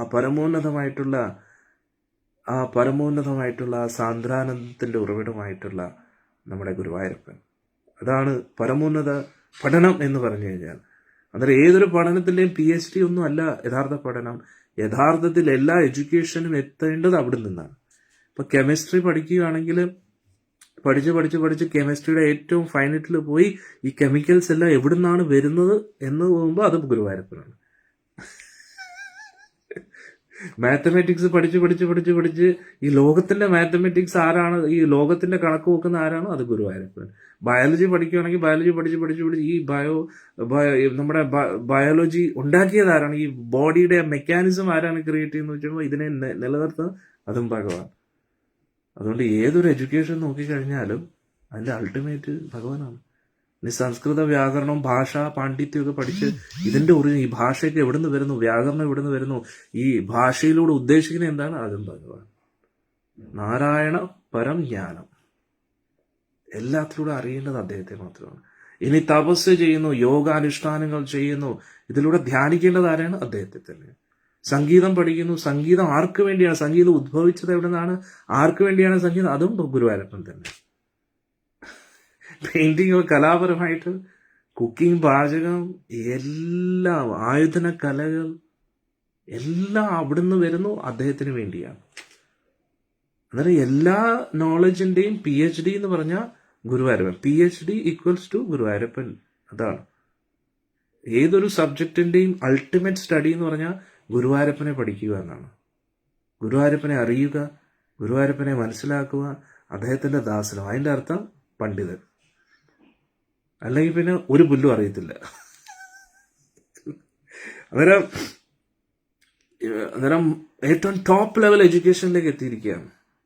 അന്നേരം ഇവിടെ ശിഷ്യരെല്ലാവരും കൂടെ ഉത്സാഹത്തോടുകൂടി സന്തോഷത്തോടുകൂടി പറഞ്ഞു, നമ്മളെല്ലാവരും, അന്നേരം ഇപ്പൊ ഏറ്റവും പ്രഗത്ഭനായിട്ടുള്ള ശിഷ്യൻ മാത്രം പറഞ്ഞത്, പക്ഷെ ഇപ്പൊ എല്ലാവരും കൂടെ കൂടി ചേർന്ന് പറഞ്ഞു, അതെ ഗുരു, നമ്മളെല്ലാവരും അങ്ങയുടെ കൂട്ടത്തിൽ തന്നെ കാണും, പക്ഷെ നമുക്ക് സങ്കീർത്തനം എങ്ങനെയാ ചെയ്യേണ്ടതെന്ന് അറിയത്തില്ല, അതുകൊണ്ട് അങ്ങ് നമുക്ക് പഠിപ്പിച്ചു തരണം. അതുകൊണ്ട് ഏറ്റവും അതിശയമായിട്ടുള്ള കാര്യം, അങ്ങ് ആരെങ്കിലും ഭക്തരെ കൊണ്ടുവന്ന് നമുക്ക് പഠിപ്പിച്ചു തരണം, കാരണം ഇത് ഭഗവാൻ അറിഞ്ഞുകൂടെന്നറിയാം. അതും ഒരു വാലിഡ് പോയിന്റ് ആണ്, കാരണം ഇത് ഭഗവാനാണ്, ഭക്തനല്ല. ഭഗവാൻ ആദ്യമായിട്ടാണ് ഭക്തി അറിഞ്ഞു തുടങ്ങുന്നത്. അതുകൊണ്ട് നമ്മൾ മനസ്സിലാക്കേണ്ടത്, എന്താ പറയുന്നത്, ശ്രീവാസ് ഠാക്കൂറിനെ കാണുമ്പോൾ ഭഗവാൻ ചോദിക്കുന്നത്, എനിക്ക് എന്തെങ്കിലും രോഗമുണ്ടോ? അതായത് ഒറിജിനലി ഭഗവാൻ അത് കൺഫ്യൂസ്ഡ് ആണ്. എന്നിട്ട് ഭഗവാൻ ആദ്യമായിട്ടാണ് കൃഷ്ണനെ കാണുന്നത്. അതായത് കൃഷ്ണനിൽ നിന്ന് മാറി കൃഷ്ണനെ കാണുന്നത് ആദ്യമായിട്ടാണ്. മനസ്സിലാക്കുക. എന്നിട്ട് ഇത് അഭിനയമല്ല, ഒറിജിനൽ അനുഭവമാണ് ഭഗവാന്റെ. അത് ഇത്രയും കാലം ആ മയിൽപ്പീലി ധരിച്ച് പീതാംബരം ധരിച്ച് ഇരിക്കുന്ന പയ്യൻ ഇദ്ദേഹം തന്നെയാണ്. എന്നിട്ട് അദ്ദേഹം തന്നെ അദ്ദേഹത്തിൽ നിന്ന് മാറി അദ്ദേഹത്തെ നോക്കുന്ന ഒരു രംഗമാണ്. അതെന്തുമായിരിക്കും, എന്തായിരിക്കും ഒരു ലെവൽ അതിന്റെ ആ ഒരു രസത്തിന്റെ. അതായത് ഒരു പക്ഷെ നമുക്ക് വേണമെങ്കിൽ പറയാം, ഭഗവാൻ ആദ്യമായിട്ട് ഭഗവാനെ കണ്ണാടി നോക്കുന്ന രീതിയിൽ. അത് ഭഗവാൻ ഇതുവരെയും ഭഗവാനെ കണ്ണാടി നോക്കിയിട്ട്, അന്നേരം ഇപ്പൊ ആദ്യമായിട്ട് ഭഗവാൻ കണ്ണാടി നോക്കിയിട്ട് ഭഗവാനോട് തന്നെ ഒരു ഭക്തി തോന്നുന്ന ഒരു അത് ഒരിക്കൽ ഉണ്ടായിട്ടുണ്ട്. അത് ആചാര്യന്മാർ പറയുന്നു, ഗോലോകത്തിൽ ഒരിക്കൽ ഭഗവാൻ അവിടുത്തെ നല്ല സ്മൂത്ത് ആയിട്ടുള്ള മാർബിൾ ഫ്ലോറുകളിലൂടെ ഇങ്ങനെ നടക്കുന്ന സമയത്ത് നല്ല തിളക്കമാണല്ലോ. അന്നേരം ഭഗവാൻ അങ്ങനെ കണ്ണാടിയിൽ അങ്ങനെ പെട്ടെന്ന് നോക്കാറില്ല, കാരണം ഭഗവാൻ എല്ലാം ഭക്തരെയാണ് നോക്കുന്നത്. ഇടയ്ക്ക് ഇങ്ങനെ ഒരുങ്ങുന്നതിന്റെ ഇടയിൽ മാത്രമേ നോക്കൂ, പക്ഷെ ഇങ്ങനെ ഫോക്കസ് ചെയ്ത് നോക്കാറില്ല. കാരണം ഭഗവാൻ ഇങ്ങനെ പോകുന്ന സമയത്ത് പെട്ടെന്ന്, അങ്ങനെ ഒരു പിക്ചറും ഉണ്ട്, ഗൂഗിളിൽ നിങ്ങൾ സെർച്ച് ചെയ്താൽ കാണും. കാരണം ഭഗവാന്റെ തന്നെ പ്രതിബിംബം മാർബിൾ ഫ്ലോറിൽ ഇങ്ങനെ നോക്കുമ്പോൾ ഭഗവാന് നോക്കും, എന്തൊരു ആകർഷണമാണ് ഈ രൂപത്തിന് എന്ന് ഭഗവാന് തന്നെ ഭഗവാനോട് ആകർഷണം തോന്നുകയാണ്. എത്ര മനോഹരമായിട്ടുള്ള കണ്ണുകൾ എന്നൊക്കെ ഭഗവാന് തന്നെ തോന്നുകയാണ്. അപ്പോൾ എന്തായിരിക്കും ആ രസം എന്ന് ആലോചിച്ചു. എന്നിട്ട് ഇത് ആദ്യമായിട്ടാണ് ഭഗവാനിൽ നിന്ന് മാറി ഭഗവാനെ നോക്കുന്നത്, അതും ശ്രീമതി രാധാറാണിയുടെ ഭാവത്തിൽ. അപ്പോൾ ഓർക്കുമ്പോൾ തന്നെ നമുക്ക് തലയ്ക്ക് ഭ്രാന്ത് പിടിക്കും.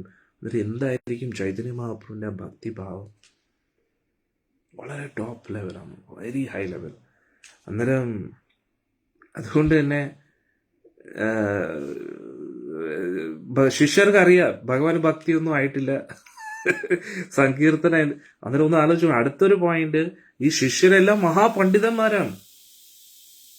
അത് ചുമ്മാ കാണാപ്പാടം വേദമന്ത്രങ്ങൾ ഉരുവിടുന്നവരല്ല, എല്ലാ സാക്ഷാത്കാരങ്ങളുള്ള മഹായോഗികളും മഹാസിദ്ധന്മാരുമാണ് മഹാപ്രഭുവിന്റെ ശിഷ്യന്മാരൊക്കെ. ഇത് മഹാപ്രഭുവിന്റെ ഭഗവാന്റെ ശിഷ്യരാവെന്ന് പറഞ്ഞാൽ ഈസിയാണോ? അത്രയ്ക്ക് പ്രഗത്ഭന്മാരാണ്. അന്നേരം അവർ പോലും പറയുന്നു, നമുക്ക് നാമം ജപിക്കാൻ അറിഞ്ഞുകൂടാ, സങ്കീർത്തനം ചെയ്യാൻ അറിഞ്ഞുകൂടാ, അത് ഇതിൽ നിന്ന് ഉയർന്ന അറിവാണെന്ന് പറഞ്ഞു കഴിഞ്ഞാൽ നമ്മളൊക്കെ എത്ര ഭാഗ്യശാലികളാണെന്ന് നോക്കണേ. എത്ര എളുപ്പത്തിലാണ് നമുക്ക് ഈ സങ്കീർത്തനത്തിൽ പങ്കെടുക്കാൻ പറ്റിയത്, എത്ര എളുപ്പത്തിലാണ് ഈ നാമജപത്തിന്റെ കാര്യങ്ങൾ നമുക്ക് മനസ്സിലാക്കാൻ കഴിഞ്ഞത്. ഇതല്ലേ ചൈതന്യ മഹാപ്രഭുവിന്റെ കാരുണ്യം? അതിൻ്റെ അർത്ഥം മഹാപ്രഭുവിന്റെ കാരുണ്യം നമുക്ക് ഓൾറെഡി കിട്ടി എന്നല്ലേ നമ്മൾ മനസ്സിലാക്കേണ്ടത്, അല്ലേ? അതുകൊണ്ട് എല്ലാവരും കമൻസിൽ ടൈപ്പ് ചെയ്യൂ, ഒരുപാട് നന്ദി ചൈതന്യ മഹാപ്രഭു, അങ്ങയുടെ കാരുണ്യത്തിന് ഒരുപാട് നന്ദി എന്ന് ടൈപ്പ് ചെയ്യൂ, ഹൃദയാംഗമായിട്ട് ടൈപ്പ് ചെയ്യൂ. സത്യമായിട്ടും അതല്ലേ നമ്മുടെ ഏറ്റവും വലിയ ഭാഗ്യം. നമുക്ക് ജപിക്കാൻ പറ്റുന്നുണ്ട്, ജപമാല നമുക്ക് ലഭിച്ചു, ഈ ഒരു ഗുരു പരമ്പരയിൽ പങ്കെടുക്കാൻ പറ്റുന്നുണ്ട്, ഇതിൻ്റെ ഒരു ഭാഗമാകാൻ കഴിഞ്ഞു. ഇതാണ് ഏറ്റവും വലിയ കാരുണ്യം.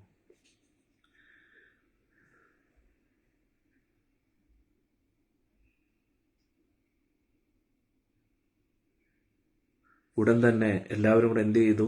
ശ്രീവാസ് ഠാക്കൂറിനെ വിളിച്ചു. ശ്രീവാസ് ഠാക്കൂറിന് സങ്കീർത്തനം അറിയാമോ? അദ്ദേഹത്തിനെ അറിയുകയുള്ളൂ. അത് ആരാ? നാരദ മഹർഷിയാണ്. സങ്കീർത്തനത്തിന്റെ എന്തോ പറയുന്നത്, ഫാദർ ഓഫ് സങ്കീർത്തനാണ്. സങ്കീർത്തനത്തിന്റെ പിതാവാണ് നാരദ മഹർഷി. അദ്ദേഹമാണ് ലോകമെമ്പാടും ഭഗവാന്റെ നാമം ജപിച്ചുകൊണ്ട് നടക്കുന്ന ആചാര്യൻ, അല്ലേ? അന്നേരം അദ്ദേഹത്തെ വിളിച്ചു, മൃദംഗം കൊണ്ടുവന്നു, കർത്താൽ കൊണ്ടുവന്നു. എന്നിട്ട് അവരെല്ലാവരും കൂടെ ഭഗവാനുമായിട്ട് ചേർന്ന് എന്തു പറയുന്നേ, സങ്കീർത്തനം എന്താണെന്ന് ശ്രീവാസ് ഠാക്കൂർ എല്ലാവർക്കും പഠിപ്പിക്കുക. എങ്ങനെയുണ്ട്? സൂപ്പറായില്ലേ? ഇനി അങ്ങോട്ട് വലിയൊരു വിപ്ലവമായിരിക്കും, സങ്കീർത്തന വിപ്ലവം. അന്നേരം അതെന്താണെന്ന് നമുക്ക് ഇന്ന് വൈകിട്ടത്തെ സത്സംഗത്തിൽ നമ്മൾ പഠിക്കാം. ഇന്ന് വൈകുന്നേരം 6 മണിക്കോ 6:30 കേട്ടോ, 6-ഉം 6:30 ഇടയ്ക്ക്, മിക്കവാറും 6:30 ആയിരിക്കും, നമുക്ക് ചൈതന്യ മഹാപ്രഭുവിൻ്റെ അതിമനോഹരമായിട്ടുള്ള മാധുര്യം നിറഞ്ഞ ലീലകളിലേക്ക് നമുക്ക് കിടക്കാം. എങ്ങനെയുണ്ട് എല്ലാവർക്കും? എങ്ങനെ ഇഷ്ടപ്പെടുന്നുണ്ടോ ചൈതന്യ മഹാപ്രഭുവിൻ്റെ ലീലകൾ? സൂപ്പറല്ലേ? അതിമധുരമല്ലേ? അതുകൊണ്ട് ഭഗവാൻ അനുഗ്രഹിക്കുകയാണെങ്കിൽ ഗുരു മഹാരാജിൻ്റെ കാരണത്താൽ നമുക്കിതൊരു ബുക്കായിട്ട് ഇറക്കാം, അല്ലേ? വളരെ സുന്ദരമാണ്. ഇതിലൂടെ എല്ലാവരും ചൈതന്യ മഹാപ്രഭുവിനെ മനസ്സിലാക്കട്ടെ എന്ന് നമുക്ക് വിചാരിക്കാം. ഇന്നത്തെ സത്സംഗത്തെക്കുറിച്ച് നിങ്ങളുടെ അഭിപ്രായം കമൻസിലിടൂ. എല്ലാവർക്കും ഇഷ്ടമായെന്ന് വിചാരിക്കുന്നു.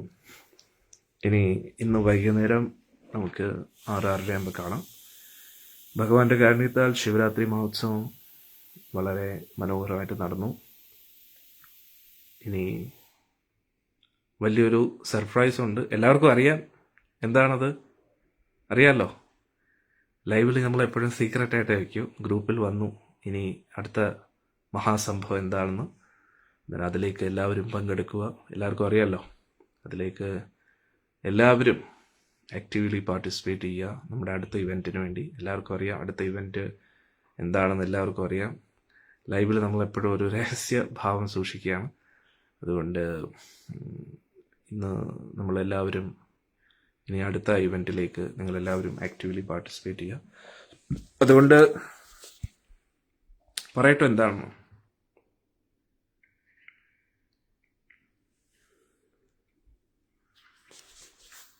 ഇന്ന് 28, നാളെ 1-ാം തീയതി, മറ്റന്നാൾ 2-ാം തീയതി, അതിൻ്റെ പിറ്റേന്ന് 3-ാം തീയതി. 3-ാം തീയതി പൂന്താന ദിനമാണ്.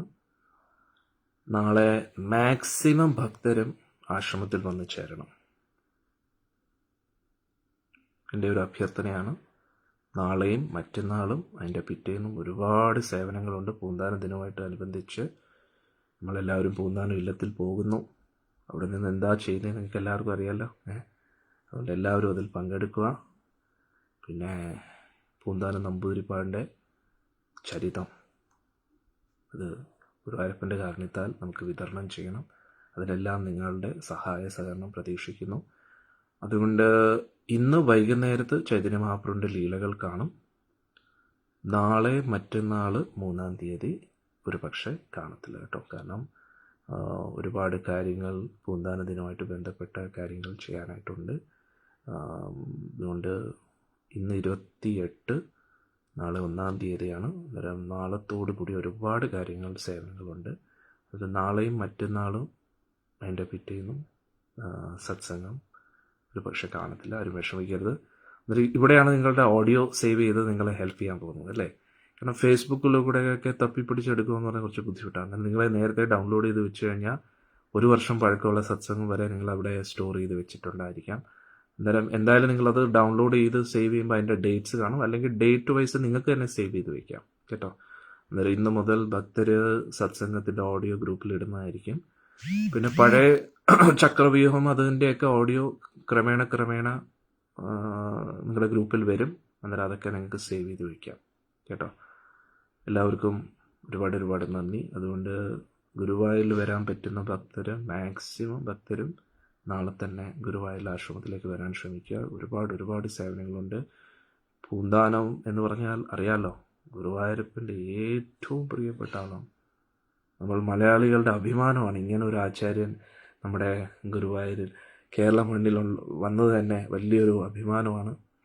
പക്ഷേ നിർഭാഗ്യവശാൽ പൂന്താന ദിനത്തിൽ പോലും പൂന്താനത്തിനെ വേണ്ടവോളം ആരും ആലോചിക്കാറില്ല. അതുകൊണ്ട് ഗുരുവായൂരപ്പൻ്റെ ആഗ്രഹത്താൽ കേരളത്തെ മുഴുവൻ ഉണർത്തുന്ന രീതിയിൽ ഒരു ഘോഷയാത്ര ചെയ്യാൻ ആഗ്രഹിക്കുന്നു. അതിനുള്ള അവസരം ഗുരുവായൂരപ്പൻ നൽകട്ടെ എന്ന് ആത്മാർത്ഥമായിട്ട് പ്രാർത്ഥിക്കുന്നു. പൂന്താനം ഇല്ലം മുതൽ ഗുരുവായൂർ വരെ നടന്നുകൊണ്ടൊരു യാത്ര, 60 കിലോമീറ്റർ അടിയനും കുറച്ച് ഭക്തരുമായിട്ട് നടക്കുന്നു. ഇത് വലിയൊരു ഘോഷയാത്രയായിട്ട് മുന്നോട്ട് മാറുമെന്ന് ഉറച്ച വിശ്വാസമുണ്ട്. എല്ലാവരും ഇതിൽ പങ്കെടുക്കുക. അതിനുവേണ്ടി ഒരുപാട് തയ്യാറെടുപ്പുകൾ ചെയ്യേണ്ടതായിട്ടുണ്ട്. അതിന് നിങ്ങളുടെ എല്ലാവരുടെയും സഹായ സഹകരണം വേണം. സാമ്പത്തികമായിട്ടും ഒരുപാട് ആവശ്യകതകളുണ്ട്. കാരണം ഇത്രയും ഭക്തർക്ക് ഉള്ള അന്നദാനം അല്ലേ, ഒരുപാട് ഭക്തർ വരാൻ സാധ്യതയുണ്ട്. അതൊരു 1000 ഭക്തരെങ്കിലും ആക്കണമെന്ന് പ്ലാൻ ഉണ്ട്. ഗുരുവായൂരപ്പൻ വിചാരിച്ചാൽ നടക്കും. അന്നേരം ഇത്രയും പേർക്കുള്ള പ്രസാദം, ഇത്രയും പേർക്കുള്ള താമസ സൗകര്യം, ഗുരുവായൂരിൽ നേരത്തെ വന്ന് എല്ലാവരും താമസിക്കും. പിന്നെ ഇവിടുന്ന് അവർക്ക് വേണ്ടിയുള്ള ഭക്ഷണം, ഇതെല്ലാം നമ്മൾ തയ്യാറാക്കേണ്ടതായിട്ടുണ്ട്. ഇതെല്ലാം ഒരു സാമ്പത്തികമായിട്ടും ചിലവുകളുണ്ട്. പിന്നെ വോളണ്ടിയേഴ്സിൻ്റെ ആവശ്യമുണ്ട്. 60 കിലോമീറ്റർ നടക്കുകയാണ്. അന്നേരം ഏകദേശം 15 മണിക്കൂർ നടന്നിട്ടായിരിക്കും ഗുരുവായൂരിലേക്ക് എത്തുന്നത്. അന്നേരം 3-ാം തീയതിയാണ് പൂന്താന ദിനം. 2-ാം തീയതി രാവിലെ പൂന്താന ഇല്ലത്തിൽ നിന്നും യാത്ര ആരംഭിക്കുന്നതായിരിക്കും. അന്നേരം 1-ാം തീയതി എല്ലാവരും ഗുരുവായൂരിൽ വരേണ്ടതാണ്. 1-ാം തീയതി നമ്മളിവിടെ എല്ലാം ഒത്തുകൂടിയിട്ട് 2-ാം തീയതി രാവിലെ പൂന്താന ഇല്ലത്തെത്തി പൂന്താന ഇല്ല സന്ദർശനവും നടത്തി, പൂന്താന ഇല്ല ക്ഷേത്രവും ദർശനം നടത്തി അവിടെ നിന്ന് യാത്ര ആരംഭിക്കുക. അതുകൊണ്ട് ഒരുപാട് സേവനങ്ങൾ ചെയ്യേണ്ടതായിട്ടുണ്ട്. എല്ലാവരും അതിൽ പങ്കെടുക്കുക. ഇന്ന് വൈകിട്ട് സത്സംഗം ഉണ്ടായിരിക്കുന്നതാണ്. നാളെയും മറ്റന്നാളും അതിൻ്റെ പിറ്റേന്നും സത്സംഗം കാണത്തില്ല. കാരണം ഇതുമായിട്ട് ബന്ധപ്പെട്ട കാര്യങ്ങളിലായിരിക്കും. അന്നേരം നമ്മുടെ ഇത് കർത്തവ്യമാണ്. കാരണം പൂന്താനം നമ്പൂതിരിപ്പാടിലൂടെയാണ് നമ്മൾ ഗുരുവായൂരപ്പനെ അറിഞ്ഞത്, കുറൂരമ്മയിലൂടെയും. അങ്ങനെ പിന്നെ 6-ാം തീയതി കുറൂരമ്മ ദിനമാണ്. പക്ഷേ ഓപ്പൺലി പറയാം, എനിക്ക് അത്രത്തോളം ഒരു സഹകരണം കുറൂർ ഇല്ലത്തിൽ നിന്ന് ലഭിച്ചില്ല ഈ കുറൂരമ്മ ദിനം ആഘോഷിക്കാനായിട്ട്. പൂന്താന ഇല്ലത്തിലും തീർച്ചയായിട്ടും നമ്മുടെ ട്രസ്റ്റാണ് അത് ചെയ്യുന്നത്. വേറൊരു സപ്പോർട്ടൊന്നും നമ്മൾ കിട്ടിയിട്ടില്ല പൂന്താന ഇല്ലത്തിൽ നിന്നും. നമ്മളത് പ്രതീക്ഷിച്ചിട്ടുമില്ല, ചോദിച്ചിട്ടുമില്ല. കാരണം അവരവരുടെ രീതി നടത്തട്ടെ, പിന്നെ നമ്മൾ നമ്മുടെ രീതി നടത്തുന്നു. അതുകൊണ്ട് ഇപ്രാവശ്യം കുറൂരമ്മ ദിനവും നടത്തണമെന്ന് വിചാരിച്ചു, കുറൂരമ്മ ഇല്ലത്തിൽ നിന്നും ഒരു ഘോഷയാത്ര ഗുരുവായൂർ വരെ. പക്ഷേ നമ്മളിപ്പോൾ തൽക്കാലം ഫസ്റ്റ് ടൈം ആയതുകൊണ്ട് പൂന്താന ദിനത്തിൽ ഫോക്കസ് ചെയ്യാണ്. പിന്നെ അടുത്ത വർഷം നമുക്ക് നോക്കാം കുറൂരമ്മ ദിനം എങ്ങനെ ചെയ്യാം കേട്ടോ. കാരണം ഗുരുവായൂരപ്പൻ്റെ ഹൃദയത്തിൽ ഏറ്റവും പ്രധാന സ്ഥാനം നിർവഹിക്കുന്ന ഭക്തരാണ് പൂന്താനവും കുറൂരമ്മയൊക്കെ. അതുകൊണ്ട് ഇപ്രാവശ്യം നമ്മൾ പൂന്താനം ദിനത്തിലേക്ക് ഫോക്കസ് ചെയ്യുകയാണ്. 3-ാം തീയതിയാണ് പൂന്താന ദിനം. അന്നേരം നമ്മൾ പൂന്താന ദിനത്തിൻ്റെ തലേന്ന് 2-ാം തീയതി പൂന്താന ഇല്ലത്തിൽ നിന്നും നടന്ന് ഗുരുവായൂരിലേക്ക് എത്തുകയാണ് ഒരു കൂട്ടം ഭക്തരുമായിട്ട്. അന്നേരം പ്രസാദം അതൊക്കെ നമ്മൾ അറേഞ്ച് ചെയ്യുന്നുണ്ട്. പിന്നെ അതുകൂടാതെ ഇവിടെ എത്തിയതിന് ശേഷം ഗുരുവായൂരിലേക്ക് ദർശനം, പൂന്താനത്തിനെ പ്രതിനിധീകരിച്ച് പൂന്താനത്തിൻ്റെ ഒരു ഛായാചിത്രം, അത് പലയിടത്തും സ്വീകരണമൊക്കെ പ്ലാൻ ചെയ്യുന്നുണ്ട്. എല്ലാം ഭഗവാൻ നടത്തട്ടെ എന്ന് ആത്മാർത്ഥമായിട്ട് പ്രാർത്ഥിക്കുന്നു. എല്ലാം ഭഗവാൻ വിചാരിക്കുന്നത് നടക്കണം. ഭഗവാന്റെ പ്രിയപ്പെട്ട ഭക്തനാണ് പൂന്താനം അല്ലേ. കാരണം അത് വേണം എന്ന് ഭഗവാൻ കുറേ നാളുകളായിട്ട് അകത്തുനിന്നൊരു പ്രചോദനം ലഭിക്കുന്ന പോലെ അടിയെന്ന് തോന്നുന്നു. കാരണം അദ്ദേഹത്തെ വെറും ഒരു കവിയായിട്ടാണ് എല്ലാവരും കാണുന്നത്. പക്ഷേ അദ്ദേഹത്തിൻ്റെ ആ ഭക്തി, അദ്ദേഹത്തിൻ്റെ ഉയർന്ന സാക്ഷാത്കാരം നമ്മൾ മലയാളികൾക്ക് ഏറ്റവും വലിയൊരു അഭിമാനമാണ് പൂന്താനം നമ്പൂതിരിപ്പാട്. അതുകൊണ്ട് സാധാരണ രീതിയിൽ ഓർത്താൽ പോരാ, വലിയ രീതിയിൽ തന്നെ ഓർക്കണം. എത്രയോ രാഷ്ട്രീയക്കാർക്ക് വേണ്ടി നമ്മൾ ഓർമ്മ ദിവസം എത്രയോ ഭംഗിയായിട്ടൊക്കെ ആൾക്കാർ നടത്തുന്നു. നമ്മൾ ഭക്തരെ സംബന്ധിച്ചിടത്തോളം നമ്മുടെ ലീഡർ എന്ന് പറഞ്ഞാൽ സിനിമാ നടന്മാരോ രാഷ്ട്രീയക്കാരോ അല്ല. നമ്മുടെ ഏറ്റവും പ്രധാനപ്പെട്ട നായിക എന്ന് പറഞ്ഞാൽ ഇങ്ങനെയുള്ള ഭക്തരാണ്, ഗുരുവായൂരപ്പ ഭക്തരാണ്. അതുകൊണ്ട് അവരുടെ സ്മരണയ്ക്കായിട്ട് അങ്ങനെയുള്ള ഭക്തരെ സ്മരിക്കുന്നത് നമുക്ക് ഒരുപാട് നമ്മുടെ പാപകർമ്മങ്ങൾ നശിക്കും. കാരണം ഭഗവാന്റെ ജന്മാഷ്ടമി പോലുള്ള ആഘോഷങ്ങളെക്കാട്ടിയും ഭഗവാൻ ഏറ്റവും പ്രിയപ്പെട്ടത് ഭഗവാന്റെ ഭക്തരുടെ ഓർമ്മ ദിവസങ്ങളാണ്. കാരണം അന്നേരം നമ്മൾ ഗുരുവായൂരപ്പന് വേണ്ടി ഈ ഒരു ത്യാഗം നമ്മൾ ചെയ്യുമ്പോൾ ഗുരുവായൂരപ്പൻ എന്തുമാത്രം നമ്മളെ ഇഷ്ടപ്പെടും. കാരണം ഭഗവാൻ എത്രയോ പ്രാവശ്യം പറഞ്ഞിരിക്കുന്നു, എൻ്റെ പ്രിയപ്പെട്ട ഭക്തനാണ് പൂന്താനമെന്ന്. എത്രത്തോളം ദുരിതങ്ങൾ പൂന്താനം അനുഭവിച്ചിരിക്കുന്നു. അതുകൊണ്ട് ആ പൂന്താനത്തിൻ്റെ സ്മരണയ്ക്കായിട്ട് നമ്മളിങ്ങനെ ഒരു യാത്ര ചെയ്യുമ്പോൾ അത് ഗുരുവായൂരപ്പനെ എന്തുമാത്രം സന്തോഷിപ്പിക്കും നിങ്ങൾക്ക് ചിന്തിക്കാവുന്നതേ ഉള്ളൂ. അതുകൊണ്ട് മറ്റേത് ആഘോഷത്തെക്കാട്ടിയും ഗുരുവായൂരപ്പന് ഏറ്റവും പ്രിയപ്പെട്ടത് പൂന്താന ദിനമായിരിക്കും. അത് നമ്മളെല്ലാവരും ഒത്തൊരുമിച്ച് സഹകരിക്കുക എന്ന് ഞാൻ താഴ്മയായിട്ട് അപേക്ഷിക്കുകയാണ്. ഹരേ കൃഷ്ണ. ബാക്കി ഡീറ്റെയിൽസ് എല്ലാം ഗ്രൂപ്പിൽ വരും. ഇതിൽ പങ്കെടുക്കാൻ താല്പര്യമുള്ള ഭക്തർ ഗ്രൂപ്പിൽ അറിയിക്കുക. അഥവാ ഗ്രൂപ്പിൽ ഇല്ലാത്ത ഭക്തരും വരാൻ താല്പര്യപ്പെടുന്നുണ്ടെങ്കിൽ ഞാൻ തരുന്ന ഒരു നമ്പറിലേക്ക് കോൺടാക്റ്റ് ചെയ്യാം. ശ്രീരാം പ്രഭുവിൻ്റെ നമ്പർ ആരെങ്കിലും ശ്രീരാം പ്രഭുവിൻ്റെ നമ്പർ കമൻസിലിടാമോ? ഈ നമ്പറിലേക്ക് കോൺടാക്റ്റ് ചെയ്യാം കേട്ടോ. ഞാനിപ്പോൾ കമൻസിൽ വരുന്ന ആ നമ്പർ അത് നമ്മുടെ ഈ യാത്ര കോർഡിനേറ്റ് ചെയ്യുന്നതാണ്. നമ്മുടെ ശ്രീരാം പ്രഭുവിനെ കോൺടാക്റ്റ് ചെയ്യാം. എൻ്റെ പേഴ്സണൽ സെക്രട്ടറിയാണ്.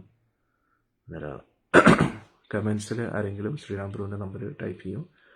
അന്നേരം നമ്മുടെ വാട്സപ്പ് ഗ്രൂപ്പിൽ ഇല്ലാത്ത ഭക്തർ ഇനി വാട്സപ്പ് ഗ്രൂപ്പിലേക്ക് കയറാൻ താല്പര്യമുണ്ടെങ്കിൽ അവർക്കും ഈ ഇതിലേക്ക് മെസ്സേജ് ചെയ്യാം. അതുകൂടാതെ ഈ യാത്രയുടെ ഭാഗമാകാം കേട്ടോ. ഗ്രൂപ്പിൽ കയറാൻ നമ്മൾ ഒന്നും പ്രതീക്ഷിക്കുന്നില്ല.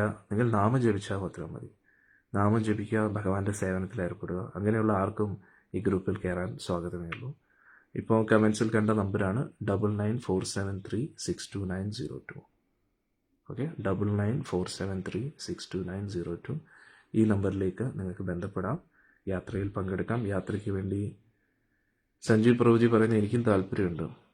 സന്തോഷമേ ഉള്ളൂ പ്രഭുജി എന്നും നമ്മുടെ കുടുംബാംഗം തന്നെയല്ലേ. സന്തോഷമേ ഉള്ളൂ. അന്നേരം ഈ നമ്പറിലേക്ക് മെസ്സേജ് ചെയ്യാം കേട്ടോ. നിങ്ങൾക്ക് വാട്സപ്പ് ഗ്രൂപ്പിലേക്ക് കയറാനും ആക്റ്റീവായിട്ട് പാർട്ടിസിപ്പേറ്റ് ചെയ്യാനും നിങ്ങളെ കൊണ്ട് പറ്റുന്ന രീതിയിൽ നിങ്ങൾക്ക് ഇതിൽ പങ്കെടുക്കാം. നിങ്ങൾ വന്നു കഴിഞ്ഞാൽ സന്തോഷം കേട്ടോ. അഥവാ വരാൻ ബുദ്ധിമുട്ടില്ലെങ്കിൽ നിങ്ങളെ കൊണ്ട് പറ്റുന്ന രീതിയിൽ എന്തെങ്കിലുമൊക്കെ കോൺട്രിബ്യൂഷൻ നിങ്ങൾക്ക് തരാം. അതിലൂടെ നിങ്ങൾക്ക് എല്ലാവർക്കും അനുഗ്രഹം കിട്ടും. ഞാൻ ഉറച്ചു പറയുന്നു, ഞാൻ ഉറച്ചു വിശ്വസിക്കുന്നു. ശിവരാത്രിക്ക് വേണ്ടി നിങ്ങൾ കോൺട്രിബ്യൂട്ട് ചെയ്ത എല്ലാവർക്കും ഒരുപാട് അനുഗ്രഹം കിട്ടിക്കാണും. ഓൾറെഡി നിങ്ങൾക്കത് അതിൻ്റെ റിസൾട്ട് കിട്ടിത്തുടങ്ങുമെന്ന് ഞാൻ ഉറച്ചു വിശ്വസിക്കുന്നു. അന്നേരം ഇതൊരിക്കലും ഒരു മണി മേക്കിംഗ് ഓർഗനൈസേഷൻ അല്ല. നിങ്ങൾ തരുന്ന ഓരോ രൂപയും അതിനായിട്ടൊരു പർപ്പസ് ഉണ്ട്. കാശ് ഉണ്ടാക്കുക എന്നതല്ല നമ്മുടെ ലക്ഷ്യം. ആ കാശിനെ സദുപയോഗം ചെയ്യുക. അന്നേരം നിങ്ങളെല്ലാവരുടെയും മണി പല ദിശകളിലേക്കും പോകുന്നതാണ്. അന്നേരം അതിന് നേരായിട്ടുള്ള ഒരു ചാനലൈസേഷൻ കൊടുക്കുകയാണ് ഭഗവാന്റെ. അതായത് ഒരു ക്ഷേത്രത്തിലോ ഒരു ഓർഗനൈസേഷനിലോ ഡൊണേഷൻ കൊടുത്തതുകൊണ്ട് മാത്രം നിങ്ങളുടെ ഉത്തരവാദിത്തം തീരുന്നില്ല. ആ ഓരോ രൂപയും അതിൻ്റേതായിട്ടുള്ള രീതിയിൽ ഉപയോഗിക്കുമ്പോഴാണ് അതിൻ്റെ റിസൾട്ട് നിങ്ങൾക്ക് കിട്ടുന്നത്. അത് ഇവിടെ വരുന്ന എല്ലാവർക്കും അറിയാം. ഓരോ ഭക്തരും എന്തിനു വേണ്ടിയാണ് ഓരോ രൂപയും ഉപയോഗിക്കുന്നത്. അത് ഒരിക്കലും എനിക്ക് വേണ്ടി സൂക്ഷിച്ചു വെക്കാനല്ല. അങ്ങനെ എല്ലാം നിങ്ങളുടേതായിട്ടുള്ള നിങ്ങൾക്ക് അതിൻ്റെ അനുഗ്രഹം കിട്ടുന്ന രീതിയിലാണ് ഓരോ രൂപയും ഉപയോഗിക്കുന്നത്. അതുകൊണ്ട് അത് കമ്പൽസറി അല്ല, ഡൊണേഷൻ കമ്പൽസറി അല്ല, അത് വോളണ്ടറി ആണ്. പിന്നെ ഇവിടെ നിങ്ങൾക്ക് വന്നു കഴിഞ്ഞാൽ നേരിട്ട് വന്നു കഴിഞ്ഞാൽ അത്രയ്ക്ക് സന്തോഷമാണ്. കാരണം നമ്മളെല്ലാവരും ഒത്തൊരുമിച്ച് നമ്മുടെ ആ സ്നേഹം, ഭഗവാന് വേണ്ടിയുള്ള സ്നേഹം പ്രകടിപ്പിക്കേണ്ടേ നമ്മൾ, അല്ലേ? അന്നേരം അത് നമുക്ക് ഗുരുവായൂരപ്പനോട് എന്തുമാത്രം സ്നേഹമുണ്ടെന്ന് നമുക്ക് എങ്ങനെ അറിയിക്കാൻ കഴിയും? അതായത് നമ്മളിപ്പോൾ ഒരു വലിയൊരു പണക്കാരൻ്റെ വീട്ടിൽ ചെന്നുകൊണ്ടിരിക്കട്ടെ.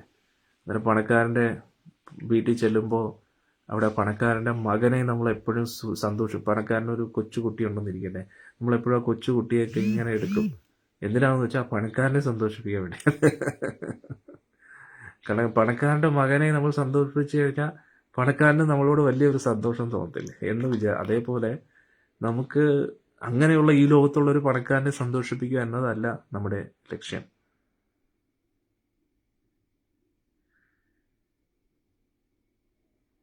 നാട്ടിലാണിപ്പോൾ വന്നു എന്ന് ചോദിച്ചാൽ മതി. നാട്ടിലാണ്. എപ്പം വന്നു എന്ന് ഇപ്പം തന്നെ, ഇന്ന് തന്നെ വരൂ പ്രോ സഞ്ജീവ് പ്രോജി, എത്ര കാലമായി കണ്ടിട്ട്. സോ എത്രയും പെട്ടെന്ന് വരൂ, എല്ലാവരും വരൂ, മാക്സിമം പേര് വരൂ എന്നാണ് എൻ്റെ അഭ്യർത്ഥന. ആ വൈഷ്ണവ കൂട്ടായ്മയുടെ ശക്തി എല്ലാവരും കാണിക്കണം. അഹങ്കരിക്കാൻ വേണ്ടിയല്ല, ഭഗവാന്റെ സേവനം ചെയ്യാൻ. പൂന്താനത്തിനെ നമുക്ക് എത്രത്തോളം ഇഷ്ടമാണ്. നമ്മൾ മലയാളികളുടെ അഭിമാനമാണ് പൂന്താനം, നമ്മുടെ അഹങ്കാരമാണ് പൂന്താനം, നമ്മുടെ ആചാര്യനാണ് പൂന്താനം, അല്ലേ? അന്നേരം ആ പൂന്താനത്തിലൂടെയാണ് ഭക്തിയുടെ ഒരു ബേസ് നമ്മുടെ ജീവിതത്തിൽ വന്നത്. അത് ആ പൂന്താനത്തിനെ നമ്മൾ മനസ്സിലാക്കിയത് പ്രഭുപാജിയിലൂടെയാണ്, അല്ലേ? പ്രഭുപാജിയും ഗുരു മഹാരാജിലൂടെയാണ് ശ്രീമതി രാധാറാണിയെക്കുറിച്ചും ഗുരുവായൂരപ്പനെക്കുറിച്ചും ഒക്കെ നമ്മൾ മനസ്സിലാക്കിയത്. അതുകൊണ്ട് പൂന്താനം നമ്പൂതിരിപ്പാടെന്ന് പറഞ്ഞാൽ അത് ഏറ്റവും ഇമ്പോർട്ടൻ്റ് ദിവസമാണ്. കാരണം നമ്മളുടെ ജീവിതത്തിൽ ഏറ്റവും ഇമ്പോർട്ടൻ്റ് ഗുരുവായൂരപ്പനാണ്. അന്നേരം ആ ഗുരുവായൂരപ്പനെ സംബന്ധിച്ചിടത്തോളം, ഗുരുവായൂരപ്പൻ്റെ ഹൃദയത്തിൽ ആരാണോ, ഞാൻ നേരത്തെ പറഞ്ഞില്ലേ, പണക്കാരൻ്റെ മകനെ സന്തോഷിപ്പിച്ചു കഴിഞ്ഞാൽ പണക്കാരൻ സന്തോഷിക്കും, അല്ലേ? അന്നേരം പണക്കാരനെ പോലും പണക്കാരനാക്കുന്ന മഹാപണക്കാരനാണ് നമ്മുടെ ഗുരുവായൂരപ്പൻ. അന്നേരം ഗുരുവായൂരപ്പനെ സന്തോഷിപ്പിച്ച് നമുക്ക് എന്താ വേണ്ടത്? പണമാണോ വേണ്ടത്? അതെ, ഏറ്റവും അമൂല്യമായിട്ടുള്ള പണം കൃഷ്ണപ്രേമം. അതാണ് ഏറ്റവും വലിയ നിധി. കൃഷ്ണനോടുള്ള ഭക്തി, പ്രേമം ചൈതന്യ മഹാപ്രഭു നമുക്ക് പഠിപ്പിച്ചു നൽകിയ, ഭഗവാൻ ഗുരുവായൂരപ്പൻ തന്നെ നമുക്ക് പഠിപ്പിച്ച് നൽകിയിരിക്കുന്ന ആ പരമോന്നത പരിശുദ്ധ കൃഷ്ണപ്രേമം, അതാണ് നമുക്ക് വേണ്ടത്. അന്നേരം അത് നല്ലൊരു അവസരമാണ്. സത്യം പറഞ്ഞാൽ ഭക്തർ വിചാരിക്കും ഗുരുദേവ് ഇങ്ങനെ, സ്വാമിജി ഇങ്ങനെ ഇടയ്ക്കിടയ്ക്ക് ഓരോ പുതിയ പുതിയ സംരംഭങ്ങൾ കൊണ്ടുവരുമ്പോൾ നമ്മളെപ്പോഴും അവിടെ തന്നെ ഇരുന്ന് കഴിഞ്ഞാൽ വീട്ടിലെ കാര്യങ്ങൾ മനഃപൂർവ്വം ചെയ്തതല്ല, എന്ത് ചെയ്യാനാ, എല്ലാം ഇമ്പോർട്ടൻ്റ് അല്ലേ?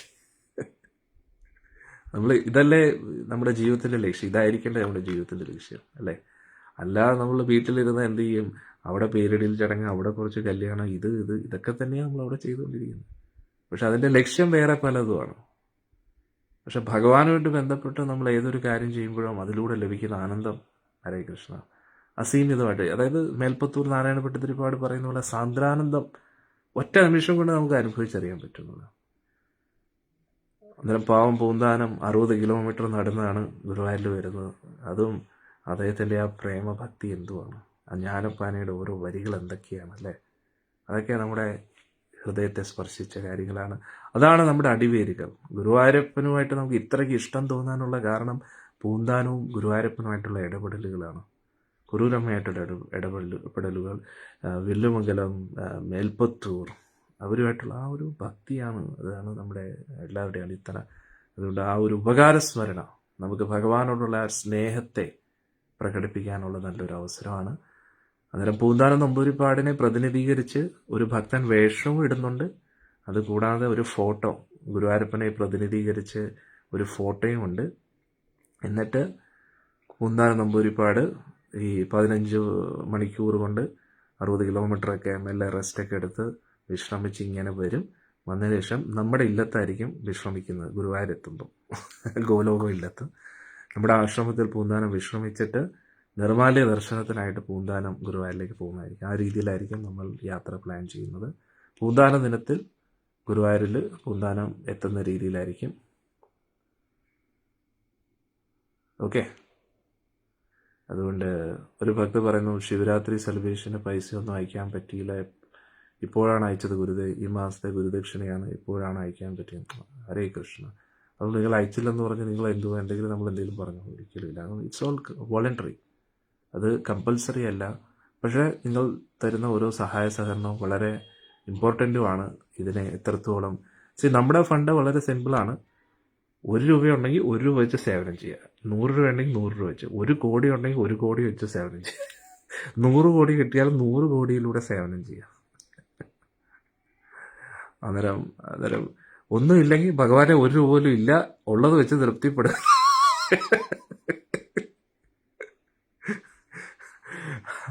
അതുകൊണ്ട് കാരണം ലക്ഷ്മിപതിയാണ് ഭഗവാൻ, അദ്ദേഹത്തിന് ഒന്നിൻ്റെ ആവശ്യമില്ല. പക്ഷേ അദ്ദേഹത്തിൻ്റെ സേവനത്തിനായിട്ട് എല്ലാത്തിനും ആവശ്യമുണ്ട്, എല്ലാത്തിനും കാശ് വേണം. അതുകൊണ്ട് മാത്രമേ ഉള്ളൂ. അല്ല, എനിക്ക് വേണ്ടി ഞാൻ ആരോടൊന്നും ചോദിക്കാറില്ല. നിങ്ങൾ തരുന്ന ഓരോ രൂപയും ഭഗവാന്റെ സേവനത്തിന് വേണ്ടിയാണ് പോകുന്നത്. പിന്നെ ഒരു സർപ്രൈസ് കാണിക്കട്ടോ.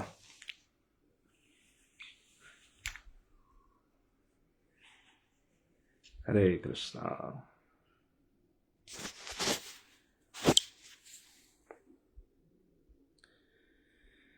പൂന്താനം ഗുരുവായൂരപ്പൻ്റെ ഏറ്റവും പ്രിയപ്പെട്ട ഭക്തൻ ജീവിതചരിതം. ഹരിബോൾ. സോ ഈ ബുക്ക് ലോഞ്ചായിരിക്കുകയാണ്. ഈ ബുക്ക് പൂന്താന ദിനത്തിൽ എല്ലാവർക്കും ലഭ്യമായിരിക്കും. അടിപൊളിയല്ലേ? അത് നമ്മുടെ ശിഷ്യരെല്ലാവരും കൂടെ ചിട്ടപ്പെടുത്തിയെടുത്തതാണ്.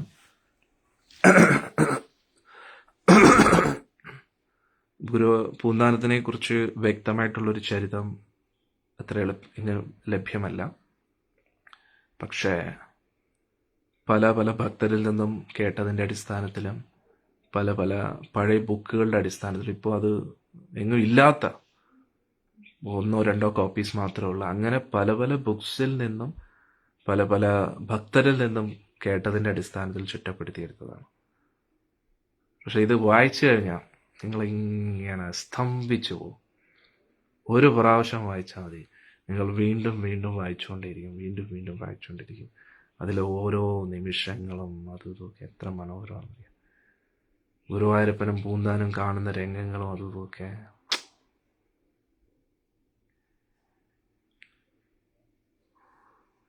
അതിമനോഹരമാണ്. നിങ്ങൾക്ക് ഈ ബുക്ക് കിട്ടുമ്പോൾ അത് വായിച്ചു കഴിയുമ്പോൾ നിങ്ങൾക്ക് ഒരു പ്രത്യേക, അയ്യോ പൂന്താനം ഇങ്ങനെയാണോ, ഇതാണോ പൂന്താനം എന്ന് നിങ്ങൾ ഷോക്കായി പോകും. ആ രീതിയിലാണ് ഈ ബുക്ക് വന്നിരിക്കുന്നത്. അത് ഊഹാപോഹങ്ങളല്ല, പല പല സ്രോതസ്സുകളിൽ നിന്നും എടുത്ത് നമ്മളത് ചിട്ടപ്പെടുത്തി ഇരിക്കുകയാണ്. പൂന്താനം ദിനത്തിൽ നമ്മൾ എല്ലാവർക്കും വിതരണം ചെയ്യാനാണ്. അതിലും പ്രിന്റിങ്ങിന് പോയിട്ടുണ്ട്. ഇനി ബുക്സ് കയ്യിൽ വരണമെങ്കിൽ കാശ് കൊടുക്കണം. അതിൽ നിങ്ങൾ തരുന്ന കോൺട്രിബ്യൂഷൻസ് എല്ലാം ബുക്ക് പ്രിന്റ് ചെയ്യാനും വിതരണം ചെയ്യാനും എല്ലാവർക്കും വേണ്ടിയാണ്. ഗോസേവയ്ക്ക് അതിനൊക്കെ വേണ്ടിയാണ്. പറ്റുന്ന പോലെ ഹെൽപ്പ് ചെയ്യുക. ഒന്നും തന്നില്ലെങ്കിലും ഒരു കുഴപ്പമില്ല. അത് ഭഗവാനാണ് നിശ്ചയിക്കുന്നത് എന്ത് നടക്കണം എന്ത് നടക്കേണ്ടത്, അല്ലേ? അതുകൊണ്ട് നമ്മളെല്ലാവരും അദ്ദേഹത്തിൻ്റെ ദാസനാണ്. അഖില കോടി ബ്രഹ്മാണ്ഡ നായകനാണ് ഗുരുവായൂരപ്പൻ. അന്നേരം അദ്ദേഹത്തിന് വേണ്ടി നമ്മൾ ചെയ്യുകയാണ്. അന്നേരം അദ്ദേഹത്തിന് വേണ്ടി എന്തെങ്കിലും കാര്യങ്ങൾ ചെയ്യുമ്പോൾ അതൊരിക്കലും മുടങ്ങത്തില്ല എന്ന് എനിക്ക് ഉറച്ച വിശ്വാസമുണ്ട്. അദ്ദേഹം കുറച്ച് നമ്മളെയൊക്കെ ഇട്ടൊന്ന് ഇതാക്കുന്ന എന്തിനാണെന്ന് വെച്ചാൽ നമ്മളൊന്ന് സീരിയസ് ആവാൻ വേണ്ടിയാണ്, നമ്മൾ സ്ട്രോങ് ആവാൻ വേണ്ടിയാണ്. നമ്മൾ ഭക്തിയിൽ സീരിയസ് ആയി കൂടുതൽ കൂടുതൽ സേവനങ്ങൾ ഉത്സാഹം വർദ്ധിപ്പിക്കാൻ വേണ്ടിയൊക്കെയാണ്. അന്നേരം എല്ലാം അദ്ദേഹം തന്നെ നിശ്ചയിക്കട്ടെ. അതുകൊണ്ട് ഇത് ഗുരുവായൂരപ്പൻ്റെ വലിയൊരു സ്വപ്നമാണ്.